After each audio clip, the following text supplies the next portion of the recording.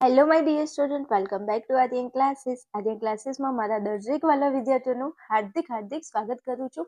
દરેક મારા વાલા વિદ્યાર્થીઓને જય શ્રી રામ. ચલો, આજના વિડીયોની અંદર તમે આવી ગયા છો તો વિડીયોને બિલકુલ સ્કીપ કરવાનું નથી, વિડીયોને બિલકુલ છોડીને જવાનું નથી. જેને પાસ થવાનું છે કે પછી જેને તત્વજ્ઞાનમાં 100 માંથી 100 માર્ક લાવવાના છે એ દરેક વિદ્યાર્થી માટે આ વિડીયો ખૂબ જ મોસ્ટ ઇમ્પોર્ટન્ટ સાબિત થવાનો છે. એકવાર વિડીયોને અંત સુધી જોઈ લેજો. તમને વિભાગ બી ના જે મોસ્ટ આઈએમપી ક્વેશ્ચન છે આમાંથી મળી રહેવાના છે, તો કોઈ જ ચિંતા કરવાની નથી. આ વિડીયો મારા પેડ કોર્સમાં, મારા એપ્લિકેશનમાં જે વિદ્યાર્થીઓ છે જે 499 નો કોર્સ ખરીદી તત્વજ્ઞાનનો ભણે છે અને જે લોકોએ પેપર સેટ મારો પરચેઝ કરેલો છે, તો એ વિદ્યાર્થીને મેં એક વાત કરી હતી કે ભાઈ તમે વિભાગ A, C, D અને E આ વિભાગની અંદર પૂરેપૂરા માર્ક લાવી શકો છો, પણ એક આપણો વિભાગ બી છે. આની અંદર જો તમારે 100 માંથી 100 માર્ક લાવવાનો તમારો ટાર્ગેટ છે તો એક વિભાગ બી તમને રોકી શકે છે 100 માંથી 100 માર્ક લાવતા. કેમ? કારણ કે મારી જોડે ભણેલા ઘણા એવા સ્ટુડન્ટ છે જેમને તત્વજ્ઞાનમાં 100 માંથી 100 માર્ક આવતા રહી ગયા છે. 99 માર્ક આવેલા છે 100 માંથી. કેમ? એક પ્રશ્ન વિભાગ બી માં ખોટો પડે છે. અમુક એવા ક્વેશ્ચન વિભાગ બી માં મૂકી દે છે જેના લીધે આપણને બહુ જ તકલીફ પડી જાય છે. જો એક માર્ક્સ આપણો ગયો તો 100 માંથી 100 માર્ક આવતા આપણા રહી જાય છે. 99 માર્ક તમારા તત્વજ્ઞાનમાં આવશે એની તમને ખુશી નહીં હોય મારા વાલાઓ, મારા કલેજાઓ, પણ મારો એક માર્ક્સ કેમ જતો રહ્યો ને એનું બહુ જ દુઃખ થાય છે. એટલે જે એવા વિદ્યાર્થીઓ છે જે ટાર્ગેટ લઈને બેઠા છે, ટાર્ગેટ સાથે મારા એપ્લિકેશનમાં આવેલા છે ભણવા માટે કે બેન મારે તત્વજ્ઞાનમાં 100 માંથી 100 માર્ક લાવવા જ છે, તો એમની માટે વિભાગ બી ના મોસ્ટ ઇમ્પોર્ટન્ટ પ્રશ્નો આ વિડીયોની અંદર હું તમને આપવાની છું. બીજું વાત કરી લઉં, જે વિદ્યાર્થીઓને પાસ થવાનું છે તો તમે એવું નહીં વિચારતા કે વિભાગ બી આપણે સ્કીપ કરી દઈશું. નહીં, તમારાથી જેટલું થાય છે એટલું કરવાની કોશિશ કરો, એટલા પ્રશ્નોની તૈયારી કરવાની કોશિશ કરો. બીજી વાત કરી દો કે પરીક્ષાની અંદર તમે પેપર આપવા જાઓ છો ને એના પહેલા હું તમને લાઈવમાં ભણાવવાની છું. તમે ખાલી અમથું મારા વિડીયોમાં બન્યા રહેશો. હું તમને જેટલા વિડીયો પ્રોવાઈડ કરું છું એટલા વિડીયો ખાલી તમે જોઈને જશો ને તો તમે એમને બી પાસ થઈ જશો. કોઈ ચિંતા ના કરો, હું તમારા માટે હાજર છું. ચાલો, આ સાથે ચેનલને જો સબસ્ક્રાઇબ ના કરી હોય તો ફટાફટ કરી લેજો, કારણ કે બોર્ડની પરીક્ષાની અંદર તમને મારી આ ચેનલ ખૂબ જ ઉપયોગી થવાની છે. એ તો જો કે તમને ખબર જ છે. આખા ગુજરાતમાંથી વિદ્યાર્થીઓના ફોન આવે છે કે બેન તમે ભણાવો છો ને બહુ મજા આવે છે ને ખબર બી પડે છે. જો હાલ જે વિદ્યાર્થીઓ મારો વિડીયો જોઈ રહ્યા છે ને એમને મજા આવી રહી છે ભણવાની, મારું તત્વજ્ઞાન એમને આવડે છે, ખબર પડે છે મારા વિડીયોમાં, તો ફટાફટ હાલ વિડીયોને લાઈક કરો, ફટાફટ કોમેન્ટ કરો, મસ્ત એવી સારી એવી પ્યારી કોમેન્ટ કરજો તમારા જેવી. ચાલો, હવે વધારે વાત નથી કરી, ફટાફટ આપણે વિડીયોની અંદર આગળ વધીએ છીએ. વિભાગ બી મોસ્ટ આઈએમપી ક્વેશ્ચન આપણે જોવાના છે. વિભાગ બી આપણો 10 ગુણમાં પૂછાય છે. તત્વજ્ઞાનની અંદર આપણા 1 થી લઈ અને 10 પાઠ છે, 10 ચેપ્ટર છે, દરેક પ્રકરણમાંથી એક પ્રશ્ન પૂછાય છે. તો એ એક પ્રશ્ન કયો હોઈ શકે એની આપણે ચર્ચા કરવી છે. આ વિડીયોની અંદર આપણે એ પ્રશ્નોની પ્રેક્ટિસ કરવી છે.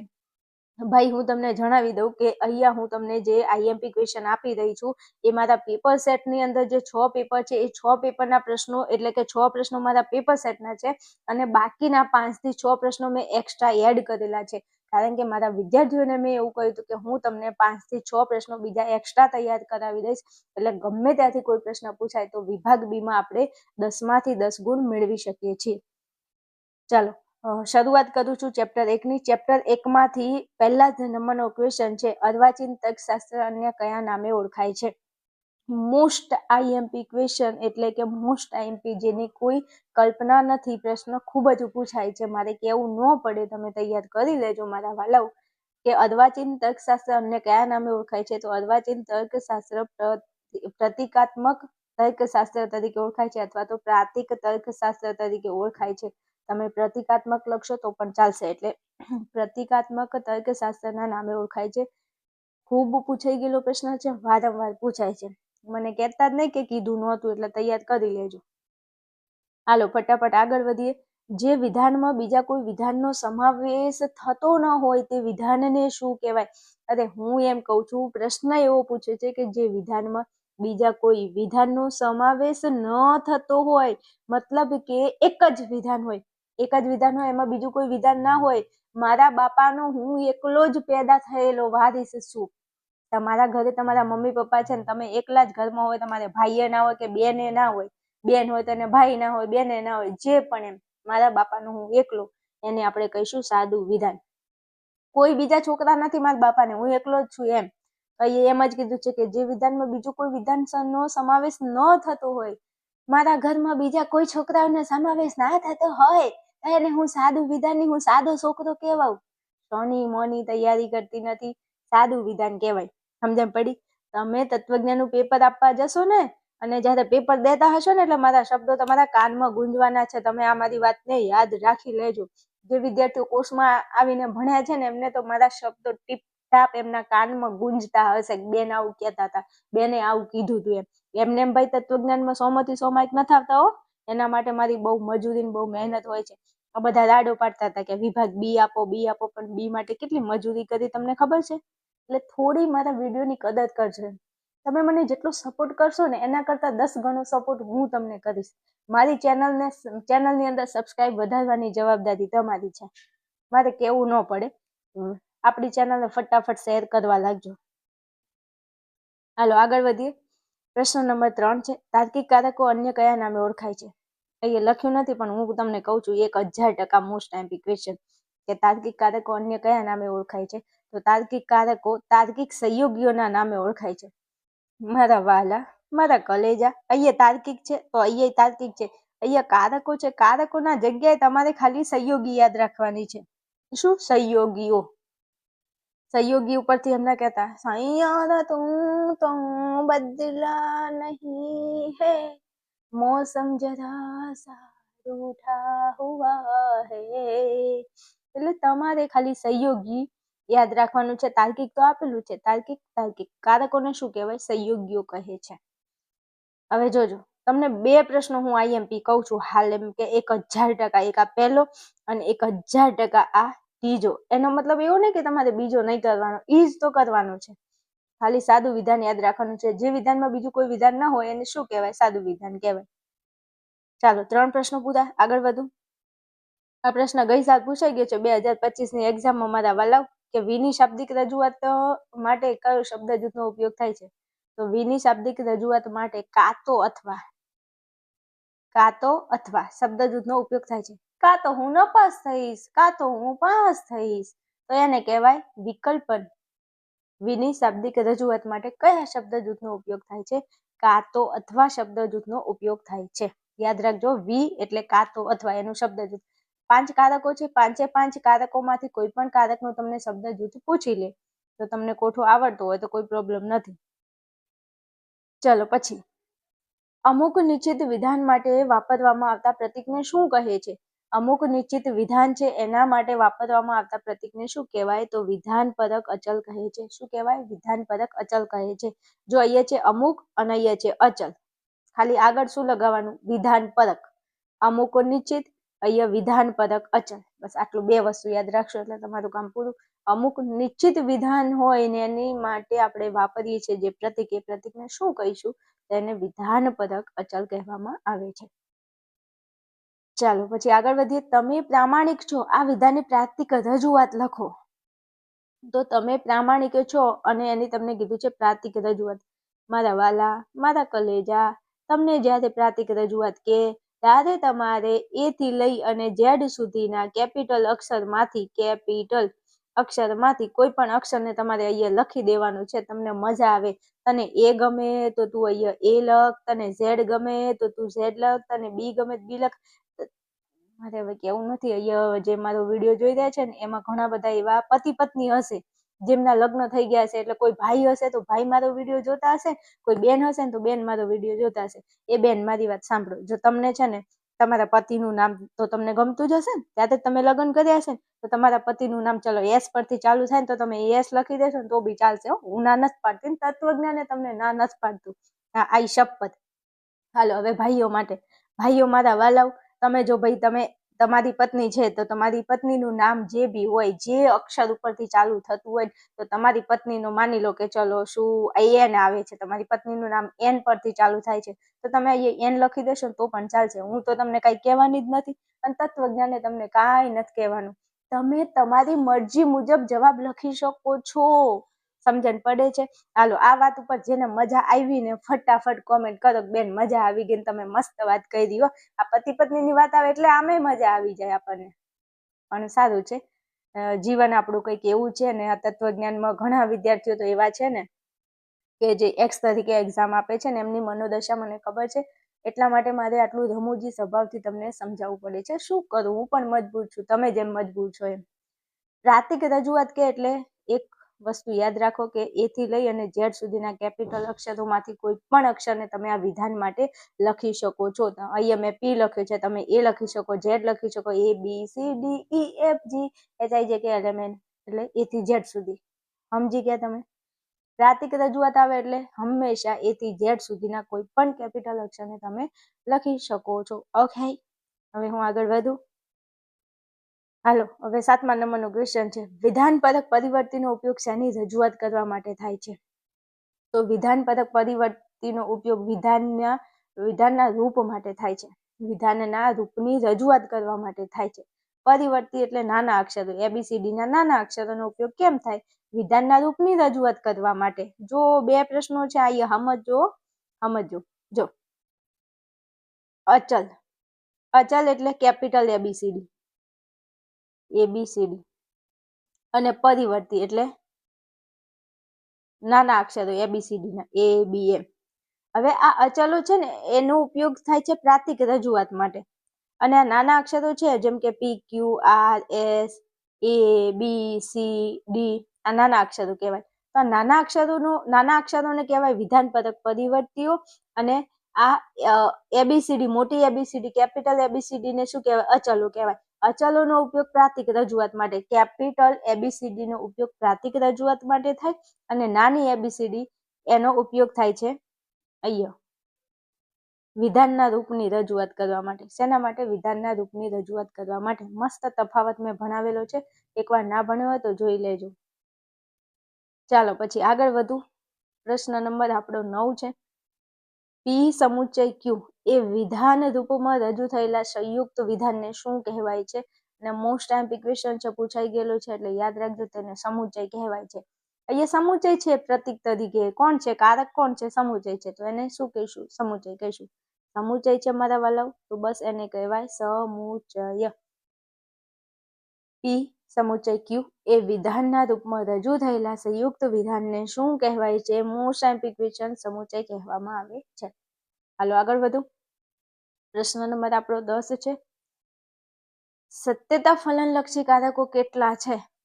5 છે ભાઈ. કયા કયા? સમુચ્ચય, નિષેધ, વિકલ્પન, શરતી અને દ્વિશરતી. પહેલા ચેપ્ટરમાં 5 કારકો છે ને, 5 કારકો પર આખું તત્વજ્ઞાન ટકેલું છે, એવું કહું તો ચાલે. એટલે સત્યતા ફલનલક્ષી કારકો કેટલા છે બેટા? 5 છે. ચાલો પછી વિધાન માટેના રૂપના પ્રકારો કેટલા? Most time question. પછી મને કહેતા ને કે કીધું નહોતું હો. તો વિધાન માટેના રૂપના પ્રકારો કેટલા છે? 3 છે. કેટલા છે? 3 છે. કયા કયા? તદેવાર્થક, સ્વવ્યાઘાતી અને પરાયત. વિધાન માટેના રૂપના પ્રકારો કેટલા? 3 છે. કયા કયા? તદેવાર્થક, સ્વવ્યાઘાતી અને પરાયત રૂપ. હાલો પછી આગળ વધુ. અહીંયા પી વચ્ચે શરતી આવે પણ લખવાનું રહી ગયું છે, એટલે તમે ધ્યાનમાં રાખજો કે પી શરતી ક્યુ, આવી રીતે પી શરતી ક્યુ આ રૂપનું વાંચન લખો તો શું લખશો? જો પી તો ક્યુ. કારણ કે આ શરતીનું શબ્દ જૂથ થાય જો અને તો. શરતી મારી સામુ જો તો, ના મને શરમ આવે છે, હું તારી સામુ નહીં જોઉં. એટલે બેટા આ જે એરો છે ને, એને કહેવાય જોતો. એને શું કહેવાય? જોતો. તો એનું વાંચન લખવું છે. કેવી રીતે વાંચી શકો તમે આને? તો જો પી તો ક્યુ. જો તો નથી જોવું. શની મની ભણવાનું કરીને જોયા વગર. ના, વિડીયો તો જોજો તમે તમારી, તો ના નથી પાડતી. હાલો, આટલા પ્રશ્નો પહેલા ચેપ્ટરમાંથી કરવાના છે. એમાંથી ભાઈ 6 પ્રશ્નો તમારા પેપર સેટના છે, અને 6 પ્રશ્નો મેં એક્સ્ટ્રા આપેલા છે, એટલે તૈયાર કરી લેજો. ઓકે, હાલો ફટાફટ, ટાઈમ નથી બગાડો, ફટાફટ ચેપ્ટર 2 માં જાઓ. યુટ્યુબના વાલા વિદ્યાર્થીઓને ખાસ મારે જણાવવાનું કે તમે જે ચેનલ ઉપર ભણી રહ્યા છો એ ગુજરાતની 1000% એક નંબર 1 ચેનલ છે. એવો તમારે એક આત્મવિશ્વાસ રાખવાનો છે, કારણ કે ગુજરાતના હજારો વિદ્યાર્થીઓના ભાઈ ફોન મેસેજ આવે છે. જે વિદ્યાર્થીઓ 5 વર્ષથી 7 વર્ષથી કે કોઈ વિદ્યાર્થીઓ 2-3 ગમે એટલા ટ્રાય આપીને કંટાળી ગયા હશે, હારીને થાકી ગયા હશે, પણ એક આશા ઉમ્મીદ મારી ચેનલ છે અને હું છું. એ વિદ્યાર્થીઓ જે તત્વજ્ઞાન વિષયને પોતાની જિંદગીનો એવો વિષય કે જે એમનાથી ક્લિયર નથી થતો, પાસ નથી થઈ શકતા, એ વિદ્યાર્થીઓની હતાશા, નિરાશા અને એ નિરાશાની અંદર છુપાયેલું એક આશાનું કિરણ એટલે મારી ચેનલ આર્યન ક્લાસીસ અને હું જે તમને તત્વજ્ઞાન ભણાવું છું. મારા વિદ્યાર્થીઓ મારા વિશે જે કહે છે એ તો કોઈ શબ્દોમાં હું એને કહી નથી શકતી. જે મને થેન્ક યુ બોલે છે કે આભાર માને છે, પણ હું મારા વાલા વિદ્યાર્થીઓને ખાસ એટલે ખાસ કહેવા માંગુ છું કે ભાઈ તમારે પાસ થવું છે તો હું તમને યુટ્યુબમાં તો ઘણું બધું ભણાવ્યું છે, પણ પ્રોપર તૈયારી કરવા માટે તમે આપણા આર્યન ક્લાસીસ એપ્લિકેશનને ડાઉનલોડ કરી લો. એપ્લિકેશનની અંદર વિદ્યાર્થીઓ 5 વિષયનો પેપર સેટ છે. જો તમારા 5 વિષય છે તો 5 વિષયનો પેપર સેટ ખરીદીને તૈયારી કરો. જો 5 વિષય નથી તો એક વિષય છે તો તમારા એમાંથી જેટલા પણ વિષય હોય એને ખરીદીને તૈયારી ચાલુ કરો. કારણ કે તમને યોગ્ય દિશા મળી જાય કે ચલો મારે આ 6 પેપરની તૈયારી કરવાની છે. પેલું તો તમે આ ફેરો, પેલું કરો, હા કરો, બધામાં તમે અટવાઈ જાઓ કે હવે શું કરું એમ. પણ આ તમને પ્રોપરલી એક દિશા મળી જાય છે તૈયારી કરવાની કે આપણા આર્યન ક્લાસીસ એપ્લિકેશનમાં તત્વજ્ઞાન છે, મનોવિજ્ઞાન, ભૂગોળ, સમાજ અને અર્થશાસ્ત્ર આ 5 વિષયનો એક સરસ મજાનો પેપર સેટ તૈયાર કરેલો છે. આ પેપર સેટની પ્રાઇસ 249 છે. માત્ર ને માત્ર 249 નોર્મલ કોસ્ટની પ્રાઇસ છે. એની અંદર તમને બેટા વિભાગ એ, વિભાગ બી અને વિભાગ સી નું મેં સોલ્યુશન સાથે તમને હું આ પેપર સેટ આપી રહી છું. તમારે એબીસી નું સોલ્યુશન આ વિડીયો જોવાના છે અને ડી અને ઈ તમારે લખીને તૈયાર કરી લેવાનો છે. આટલું તૈયારી કરશો તો તમારે આ બોર્ડની જે એક્ઝામ છે એને લગતી બીજી કોઈ તૈયારી કરવાની જરૂર નહીં પડવાની મારા વાલાઓ. તો રાહ કોની જો છો, ફટાફટ તમે પેપર સેટની તૈયારી કરી શકો છો. પેપર સેટ ખરીદવા માટે તમને અહીંયા મેં કોન્ટેક્ટ નંબર આપેલો છે. આ કોન્ટેક્ટ નંબર ઉપર તમે મને ફોન મેસેજ કરી અને વધારે માહિતી મેળવી શકો છો. મારે તમને કહેવું ના પડે, તમે ધોરણ 12માં ભણો છો, તમારી માટે શું સારું છે અને શું ખોટું છે તમને ખબર પડે છે. કોઈ જગ્યાએ ખોટા ફાંફા મારવાની જરૂર નથી. તમારા માટે પેપર સેટ બનાવેલો છે. ગુજરાતના હજારો વિદ્યાર્થીઓ પેપર સેટ હાલ સુધી ખરીદીને ભણી રહ્યા છે. હજુ ટાઈમ છે તમારી પાસે તૈયારી કરવાનો. તો પેપર સેટની જરૂર હોય તો નંબર ઉપર ફોન મેસેજ કરજો. ઓકે, હાલો ચેપ્ટર 2 માંથી મારા વાલા, મારા કલેજા, મારા કાળજાના કટકા, ખાલી મનોયત્ન 2.2 ના 5 પ્રશ્નો જે છે ને એ જ તૈયાર કરવાના છે ને એમાંથી જ એક પ્રશ્ન આવવાનો છે. 1000% ગેરંટી દાવા સાથે કહું છું. ખાલી ચેપ્ટર 2 ના તો ખાલી 5 પ્રશ્નો જ કરવાના છે ને 5 માંથી એક પ્રશ્ન ના આવે ને તો હું મારું નામ બદલી દઉં. બોલો, તો બીજું શું કહું તમને, આટલી તો ગેરંટી આપું છું. આનાથી બીજી મારે શું ગેરંટી આપવી. જો બેટા, અમુક ચેપ્ટર એવા છે જેમાંથી પ્રશ્નો થોડા વધારે તૈયાર કરવા પડે ને અમુક ચેપ્ટર એવા છે જે તો શોર્ટમાં પતી જ જાય છે. શોર્ટમાં પતી જાય એટલે તમે છે ને આને શોર્ટ એન્ડ સ્વીટમાં 5 પ્રશ્નો તૈયાર કરી લો એટલે તમારે આ ચેપ્ટરના નામની ખમાને મજા થઈ જાય કાયમ માટે. હાલો, કયા પ્રશ્નો છે જે તૈયાર કરવાના છે? દલીલના પ્રમાણેનો નિર્ણય શેના પર આધારિત છે? તો કાંઈ નહીં લ્યા ભાઈ, હોય દલીલ તો લખેલું છે, ખાલી રૂપ યાદ રાખવાનું છે. શું યાદ રાખવાનું છે? રૂપ. દલીલના રૂપ ઉપર. પૂરું. દલીલના પ્રામાણ્યનો નિર્ણય શેના પર આધારિત છે મારા વાલા? તો દલીલના રૂપ ઉપર આધારિત છે. શેના ઉપર? દલીલના રૂપ ઉપર. આગળ વધુ. 5 પ્રશ્નો મારા ગળાના હમશે હો. આ 5 માંથી એક પ્રશ્ન ફાઇનલ આવશે એટલે આવશે, પણ તમે તૈયાર કરી લેજો. પછી મને કહેતા ને બેન તમે કીધું નહોતું. હું બધું કહું છું, તમે તૈયારી કરો. હાલો, પ્રશ્ન નંબર 2 છે, દલીલના કોઈ એક રૂપના સ્થાનાપતિ નિદર્શનો કેટલા હોય છે? તો દલીલના કોઈ એક રૂપના સ્થાનાપતિ નિદર્શનો અનેક હોય છે. હવે સાંભળજો, ચેપ્ટર 1 માં સેમ પ્રશ્ન છે અને ચેપ્ટર 2 માં આ પ્રશ્ન સેમ ટુ સેમ. જો ચેપ્ટર 2 હોય તો એમાં દલીલ કહેશે કે દલીલના કોઈ એક રૂપના સ્થાનાપતિ નિદર્શનો કેટલા, તો તમારે જવાબમાં લખવાનું અનેક. જો ચેપ્ટર 1 માં પ્રશ્ન પૂછવો હોય તો અહીંયા એમ લખશે કે વિધાન. વિધાનના કોઈ એક રૂપના સ્થાનાપતિ નિદર્શનો કેટલા, તો એ જવાબ આવે અનેક. એટલે તમને અહીંયા એમ કે દલીલના કોઈ એક રૂપના સ્થાનાપતિ નિદર્શનો કેટલા, તો એ જવાબ અનેક આવે. વિધાન કે તોય અનેક આવે, દલીલ કે તોય અનેક આવે. એટલે હું તમને એવું કહું છું, સાંભળો. અહીંયા એમ કીધું છે કે દલીલના કોઈ એક રૂપના સ્થાનાપતિ નિદર્શનો કેટલા હોય છે, તો જવાબ આવે અનેક. જો દલીલની જગ્યાએ તમને વિધાન આપે કે વિધાનના કોઈ એક રૂપના સ્થાનાપતિ નિદર્શનો કેટલા હોય છે, તો એ જવાબ આવે અનેક. એટલે ભૂલથી ભૂલ કરતા નહીં. વિધાન પૂછે કે દલીલ પૂછે, એના સ્થાનાપતિ નિદર્શનો કેટલા હોય? અનેક હોય.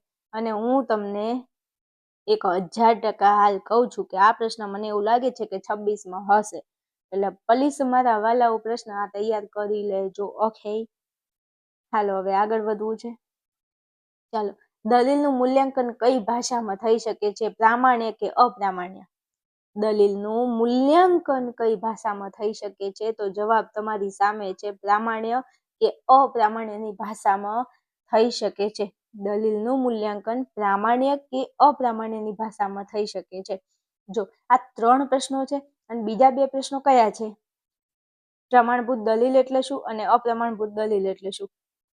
આ બંનેની વ્યાખ્યા ખાલી યાદ રાખવાની છે. તો તમારા 5 પ્રશ્નો ઘૂઘરા જેવા. આમાંથી તમને એક પ્રશ્ન વિભાગ બી માં પૂછાય છે.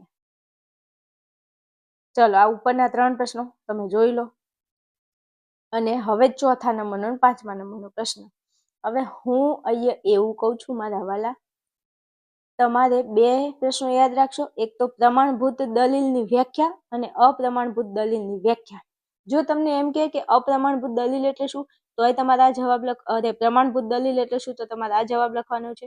એમ પૂછે કે અપ્રમાણભૂત દલીલ એટલે શું, તો તમારે આ જવાબ લખવાનો છે. પણ પ્રશ્ન અહીંયા અલગ રીતે પૂછે છે. જો કે કેવા પ્રકારની દલીલમાં આધાર વિધાનો સત્ય હોય તો તેનું ફલિત વિધાન પણ સત્ય હોય છે.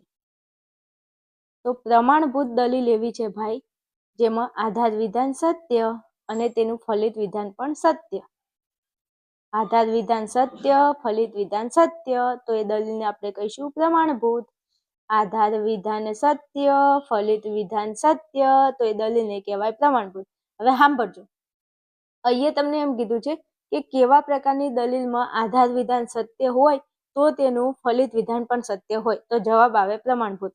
પણ તમને એમ કે પ્રમાણભૂત દલીલ એટલે શું, તો તમારે આ જ જવાબ લખવાનો છે કે જે દલીલમાં આધાર વિધાન સત્ય હોય તેનું ફલિત વિધાન પણ સત્ય હોય, તો એ દલીલને આપણે કહીશું પ્રમાણભૂત. એટલે અહીંયા એક પ્રશ્નમાં તમારા 2 પ્રશ્નોનો જવાબ આવી ગયો. ખબર પડી? હાલો આગળ વધીએ ફટાફટ. આગળ વધીએ તો આપણે 5મા નંબરનો પ્રશ્ન છે કે કેવા પ્રકારની દલીલમાં આધાર વિધાનો સત્ય હોય તો તેનું ફલિત વિધાન અસત્ય હોય છે? ભાઈ કશું નથી મારા વાલાઓ, પ્રમાણભૂત દલીલ હોય તો એમાં આધાર વિધાન સત્ય હોય ને ફલિત વિધાન એ સત્ય હોય. અને કયા પ્રકારની દલીલ એવી છે જેમાં આધાર વિધાન તો સત્ય હોય પણ ફલિત વિધાન અસત્ય હોય? તો ફલિત વિધાન અસત્ય હોય તો એવી દલીલને કહેવાય અપ્રમાણભૂત. પ્રશ્ન પૂછ્યો છે કે કેવા પ્રકારની દલીલમાં આધાર વિધાનો સત્ય હોય તો તેનું ફલિત વિધાન અસત્ય હોય? તો અપ્રમાણભૂત દલીલની અંદર આધાર વિધાન સત્ય અને તેનું ફલિત વિધાન અસત્ય હોય. હવે ટૂંકમાં અને શોર્ટમાં સમજાવું તો પ્રમાણભૂતમાં શું હોય? આધાર વિધાન સત્ય હોય અને ફલિત વિધાન તેનું સત્ય હોય. પ્રમાણભૂતમાં આધાર વિધાન ફલિત વિધાન બંને સત્ય હોય. અને અપ્રમાણભૂતમાં શું હોય? તો આધાર વિધાન તો સત્ય હોય પણ એનું ફલિત વિધાન અસત્ય હોય. 2 વસ્તુ ખાલી યાદ રાખવાનું છે કે પ્રમાણભૂત દલીલ તો એનું આધાર વિધાન સત્ય અને એનું ફલિત વિધાન એ સત્ય, તો એને પ્રમાણભૂત દલીલ કહેવાય. અપ્રમાણભૂત દલીલ કોને કહેવાય? જેનું આધાર વિધાન સત્ય હોય પણ તેનું ફલિત વિધાન અસત્ય હોય, તો એવી દલીલને અપ્રમાણભૂત કહેવાય. ખબર પડી મારા વાલાઓ? તો હવે તમને એમ કહું છું કે જો તમને આવી રીતના પ્રશ્ન પૂછાય તો તમારે એનો જવાબ આ રીતે લખવાનો. પણ તમને એમ કે અપ્રમાણભૂત દલીલ એટલે શું, પ્રશ્ન તમને એવો પૂછાય કે અપ્રમાણભૂત દલીલ એટલે શું, તો લખવાનું કે જે દલીલમાં આધાર વિધાન સત્ય અને તેનું ફલિત વિધાન અસત્ય હોય તો એ દલીલને કહેવાય અપ્રમાણભૂત. એટલે આ બંનેની વ્યાખ્યા ખાસ તૈયાર કરી લેજો. આ 5 પ્રશ્નો આટલા કરી લો. 5માંથી કોઈ પણ એક પ્રશ્ન હશે અને હશે. સમજ્યા મારા વાલો? હાલો આગળ વધવું છે. ચેપ્ટર 3 ઉપર જવું છે. તો ચેપ્ટર 3 માં કાંઈ નથી. અનુમાનના 8 નિયમો અને 8 નિયમોમાંથી એનું નામ, એનું રૂપ અને એનું સંક્ષેપ નામ. બસ આ 3 માંથી કોઈ પણ પ્રશ્ન તમને વિભાગ બી માં એક પૂછાય છે. અનુમાનના 8 નિયમો, 8 નિયમોમાંથી કોઈ નિયમનું તમને નામ પૂછી લે, કોઈ નિયમનું તમને રૂપ પૂછી લે અથવા કોઈ નિયમનું તમને સંક્ષેપ નામ પૂછી લે. આ 3 માંથી જ તમને એક પ્રશ્ન પૂછાય તો મારા વાલા મારા કલેજાઓ, સરસ મજાનો ચેપ્ટર 3 નો અનુમાનના 8 નિયમોનો વિડીયો અવેલેબલ છે ઓન યુટ્યુબ ચેનલ ઉપર અવેલેબલ છે. ખાલી તમે સર્ચ કરજો આર્યન ક્લાસીસ ચેપ્ટર 3 અનુમાનના નિયમો એટલે પહેલો જ વિડીયો ધડાકાબંધ આવી જશે. એકવાર જોઈ લેજો. મારા ગળાના હમ તમે ખાલી એકવાર વિડીયો જોશો ને એક વારમાં તમને અનુમાનના 8 નિયમોના નામ, તેનું સંક્ષેપ નામ અને તેનું રૂપ આવડી જશે. હું તમને 1000% ગેરંટી આપું છું, તમને આવડી જશે. ખાલી જોઈ લેજો એકવાર. તો વિભાગ બી ની અંદર તમે એક પ્રશ્ન, એક ગુણ આમાંથી લાવી શકો છો 8 નિયમોમાંથી. અને એવું નથી કે ખાલી એક ગુણ, વિભાગ સી માં આ જ તે પ્રશ્ન પૂછાય છે, તો એમાંય તમારા 2 માર્ક આવી શકે છે. ચાલો, હવે તમને પ્રશ્ન એમ કે ઉત્તરાંગના નિષેધ પરથી પૂર્વાંગના નિષેધને લગતા નિયમને સંક્ષેપમાં શું કહે છે? સંક્ષેપમાં શું કહે છે? તો ઉત્તરાંગના નિષેધ પરથી પૂર્વાંગના નિષેધને લગતા નિયમને સંક્ષેપમાં એમટી કહે છે. શું કહે છે? એમટી કહે છે. શું કહે છે? એમટી કહે છે. ખબર પડી? હવે તમને ઊંધો પ્રશ્ન પૂછાય કે એમટી નું નામ લખો, તો એમટી નું નામ તમારે આ લખવાનું કે ઉત્તરાંગના નિષેધ પરથી પૂર્વાંગના નિષેધને લગતા નિયમને શું કહે છે? એમટી કહે છે. એટલે તમને અલગ અલગ પ્રશ્ન ફેરવીને પૂછે. જો તમને આમ કે નિયમને સંક્ષેપમાં શું કહે છે, તો એમટી કહે છે. પણ એમટી ના નિયમનું પૂરું નામ લખો તો પૂરું નામ આ થાય. તો તમે એક પ્રશ્ન તૈયાર કરો, એમાંથી તમને 2 પ્રશ્નો પૂછાઈ શકે. ખબર પડી? બીજું, તમને એમટી નું રૂપે પૂછી લે કે એમટી નું રૂપ લખો, તો પી શરતી ક્યુ, નિષેધ ક્યુ, તેથી નિષેધ પી. આ ત્રણેયમાંથી ગમે તે ફેરવીને પ્રશ્ન પૂછાય. મેં તમને અહીંયા આઈએમપી આપે છે, તમે જોઈ શકો છો. ચલો, પછી કીધું છે સીડી ને લગતા નિયમનું રૂપ લખો. સીડી ને લગતા નિયમનું રૂપ લખો, તો તમારે લખવાનું પી શરતી ક્યુ, આર શરતી એસ, પી વિકલ્પન આર, તેથી ક્યુ વિકલ્પન ને એસ. આ આપણું સીડી ના નિયમનું રૂપ છે, જે મેં અહીંયા લખ્યું છે. પણ શરતી વાળું ચિહ્ન મારે લખવું હતું, પણ એકચ્યુઅલી ટાઈપિંગમાં આવતું નહોતું, એટલે સાઈડમાં રાખ્યું છે. વાંધો નહીં, મતલબ કે ટાઈમ એટલો બધો નહોતો એટલે. પણ અહીંયા મેં તમને લખીને બતાવ્યું છે. પી શરતી ક્યુ, આર શરતી એસ, પી વિકલ્પન આર, તેથી ક્યુ વિકલ્પન એસ. આ એનું રૂપ છે. જો તમને એમ કે સીડી ને લગતા નિયમનું રૂપ લખો, તો આ લખવાનું છે રૂપ. પણ તમને એમ કે મારા વાલા કે સીડી ના નિયમનું નામ લખો, નામ, તો નામ શું લખશો? તો નામ લખશો વિધિવાચક, વિધિ. એક મિનિટ અહીંયા લખું. એમ કે સીડી ને લગતા નિયમનું તમે રૂપની જગ્યાએ તમને નામ પૂછાય કે સીડી ને લગતા નિયમનું નામ લખો, તો લખવાનું વિધિવાચક વિધાનુમાન ને લગતો નિયમ. લગતો નિયમ. તમને ગમે તે પ્રશ્ન ફેરવીને પૂછાય, આમાં કઈ નક્કી હોય જ નહીં. પણ તો પણ હું તમને અહીંયા કેમ ચર્ચા કરું છું, ગમે તે રીતે ફેરવીને પ્રશ્ન પૂછાય, તમારે અહીંયા ધ્યાન રાખવાનું છે કે સીડી નું રૂપ પૂછાય તો આ રીતે રૂપ લખવાનું, એનું નામ પૂછાય તો આ રીતે તમારે નામ લખવાનું. અથવા તમને એમ કે વિધિવાચક વિધાનુમાન ને લગતા નિયમને સંક્ષેપમાં શું કહે છે, તો એને સંક્ષેપમાં સીડી કહે છે. 3 રીતે, એટલે નામ પૂછાય, સંક્ષેપમાં નામ પૂછાય, અથવા તો રૂપ પૂછાય. આ 3 માંથી ગમે તે પૂછાય. હવે તમારે ધ્યાન રાખવાનું છે. હજુ કહું છું, અનુમાનના 8 નિયમોના રૂપ ન આવડે તો તૈયાર કરી લો. ચલો, એચએસ ના નિયમનું નામ લખો. 1000%ના 1000% મોસ્ટ આઈએમપી એચએસ નો નિયમ સૌથી વધારે પૂછાય છે. પછી મને કહેતા નહીં કે કીધું નહોતું હો. તો એચએસ ના નિયમનું નામ લખો, તો એચએસ ના નિયમનું નામ થશે સોપાધિક સંવિધાનને લગતો નિયમ. હવે તમને પરીક્ષામાં એમ કે સોપાધિક સંવિધાનને લગતા નિયમનું નામ લખો, સંક્ષેપ નામ, તો લખવાનું એચએસ. લો, આવી રીતે પ્રશ્ન પૂછાય. હું તમને બંને રીતે સમજાવું છું કે કઈ રીતે પ્રશ્નો પૂછાઈ શકે. એવું નથી કે આઈએમપી આપીને મૂકી દઉં છું. એમને એમ થોડા તમે મારી ચેનલમાં ભણવા આવ્યા છો. આખા ગુજરાતની યુટ્યુબ ની અંદર તમે સર્ચ મારી લો, તમને તત્વજ્ઞાન મારા સિવાય કોઈ જગ્યાએ મજા આવે તો મને કહેજો કોમેન્ટ ની અંદર. અને ઢગલો વિદ્યાર્થીની કોમેન્ટ આવે છે કે બેન તમારા જેવું તત્વજ્ઞાન ક્યાંય ન જોવા મળે હો. હા, 42 વર્ષની ઉંમર વાળા લોકો, જેની વાત હું નથી કરી શકતી, પણ એવા લોકો હાલ તત્વજ્ઞાન વિષયની તૈયારી કરીને એક્ઝામ દેવાના છે આ 2026માં. આવા તો 50 થી વધારે લોકોના ફોન આવેલા છે કે મારા લગ્ન થઈ ગયા છે, હું આ કરું છું, આ નોકરી કરું છું, આ નોકરી કરું છું, ને હવે મારે આ એક્ઝામ આપવાની છે. એટલે તમે એવું ના સમજો. હા, આખા ગુજરાતના વિદ્યાર્થીઓના ફોન આવે છે મારી ઉપર, જેમની શું સિચ્યુએશન છે ને એ ખાલી હું જાણું છું એમ. એટલે તમે બહુ નસીબદાર છો મારા વાલાઓ, મોજથી ભણી લેજો એમ. HS ના નિયમનું નામ આપો. સૌપાધિક સંવિધાનને લગતો નિયમ. ઓકે, હાલો આગળ વધુ. એમટી ના નિયમનું રૂપ લખો. જો પાછું આવ્યું. પી શરતી, ક્યુ નિષેધ, ક્યુ તેથી, નિષેધ પી. અહીંયા લખવાનું રહી ગયું છે તમારે, આને ધ્યાનમાં નથી લેવાનું. આ આપણું રૂપ છે એમટી ના નિયમનું.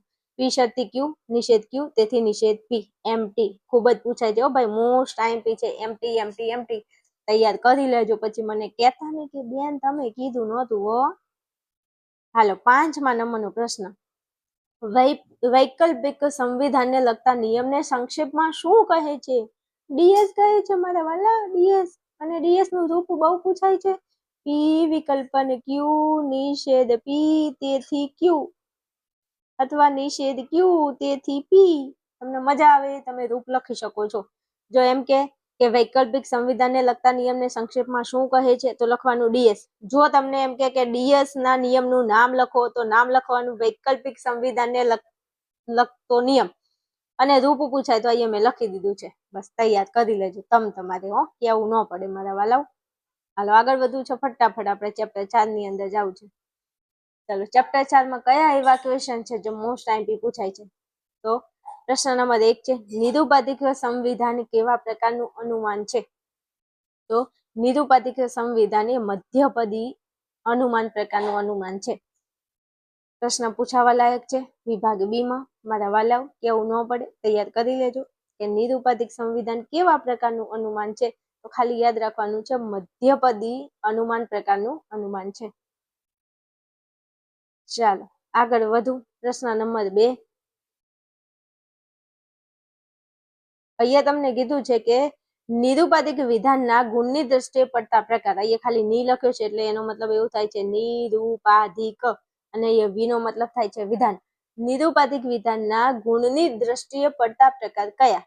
તો વિધિવાચક અને નિષેધવાચક. પૂછાઈ ગયેલો પ્રશ્ન છે હો, પૂછાઈ ગયેલો છે. મને કહેતા નહીં કે કીધું નહોતું. નિરુપાધિક વિધાનના ગુણની દ્રષ્ટિએ પડતા પ્રકાર. તો ગુણ કેવો? વિધિ અને નિષેધ. ગુણ કેવો? વિધિ અને નિષેધ.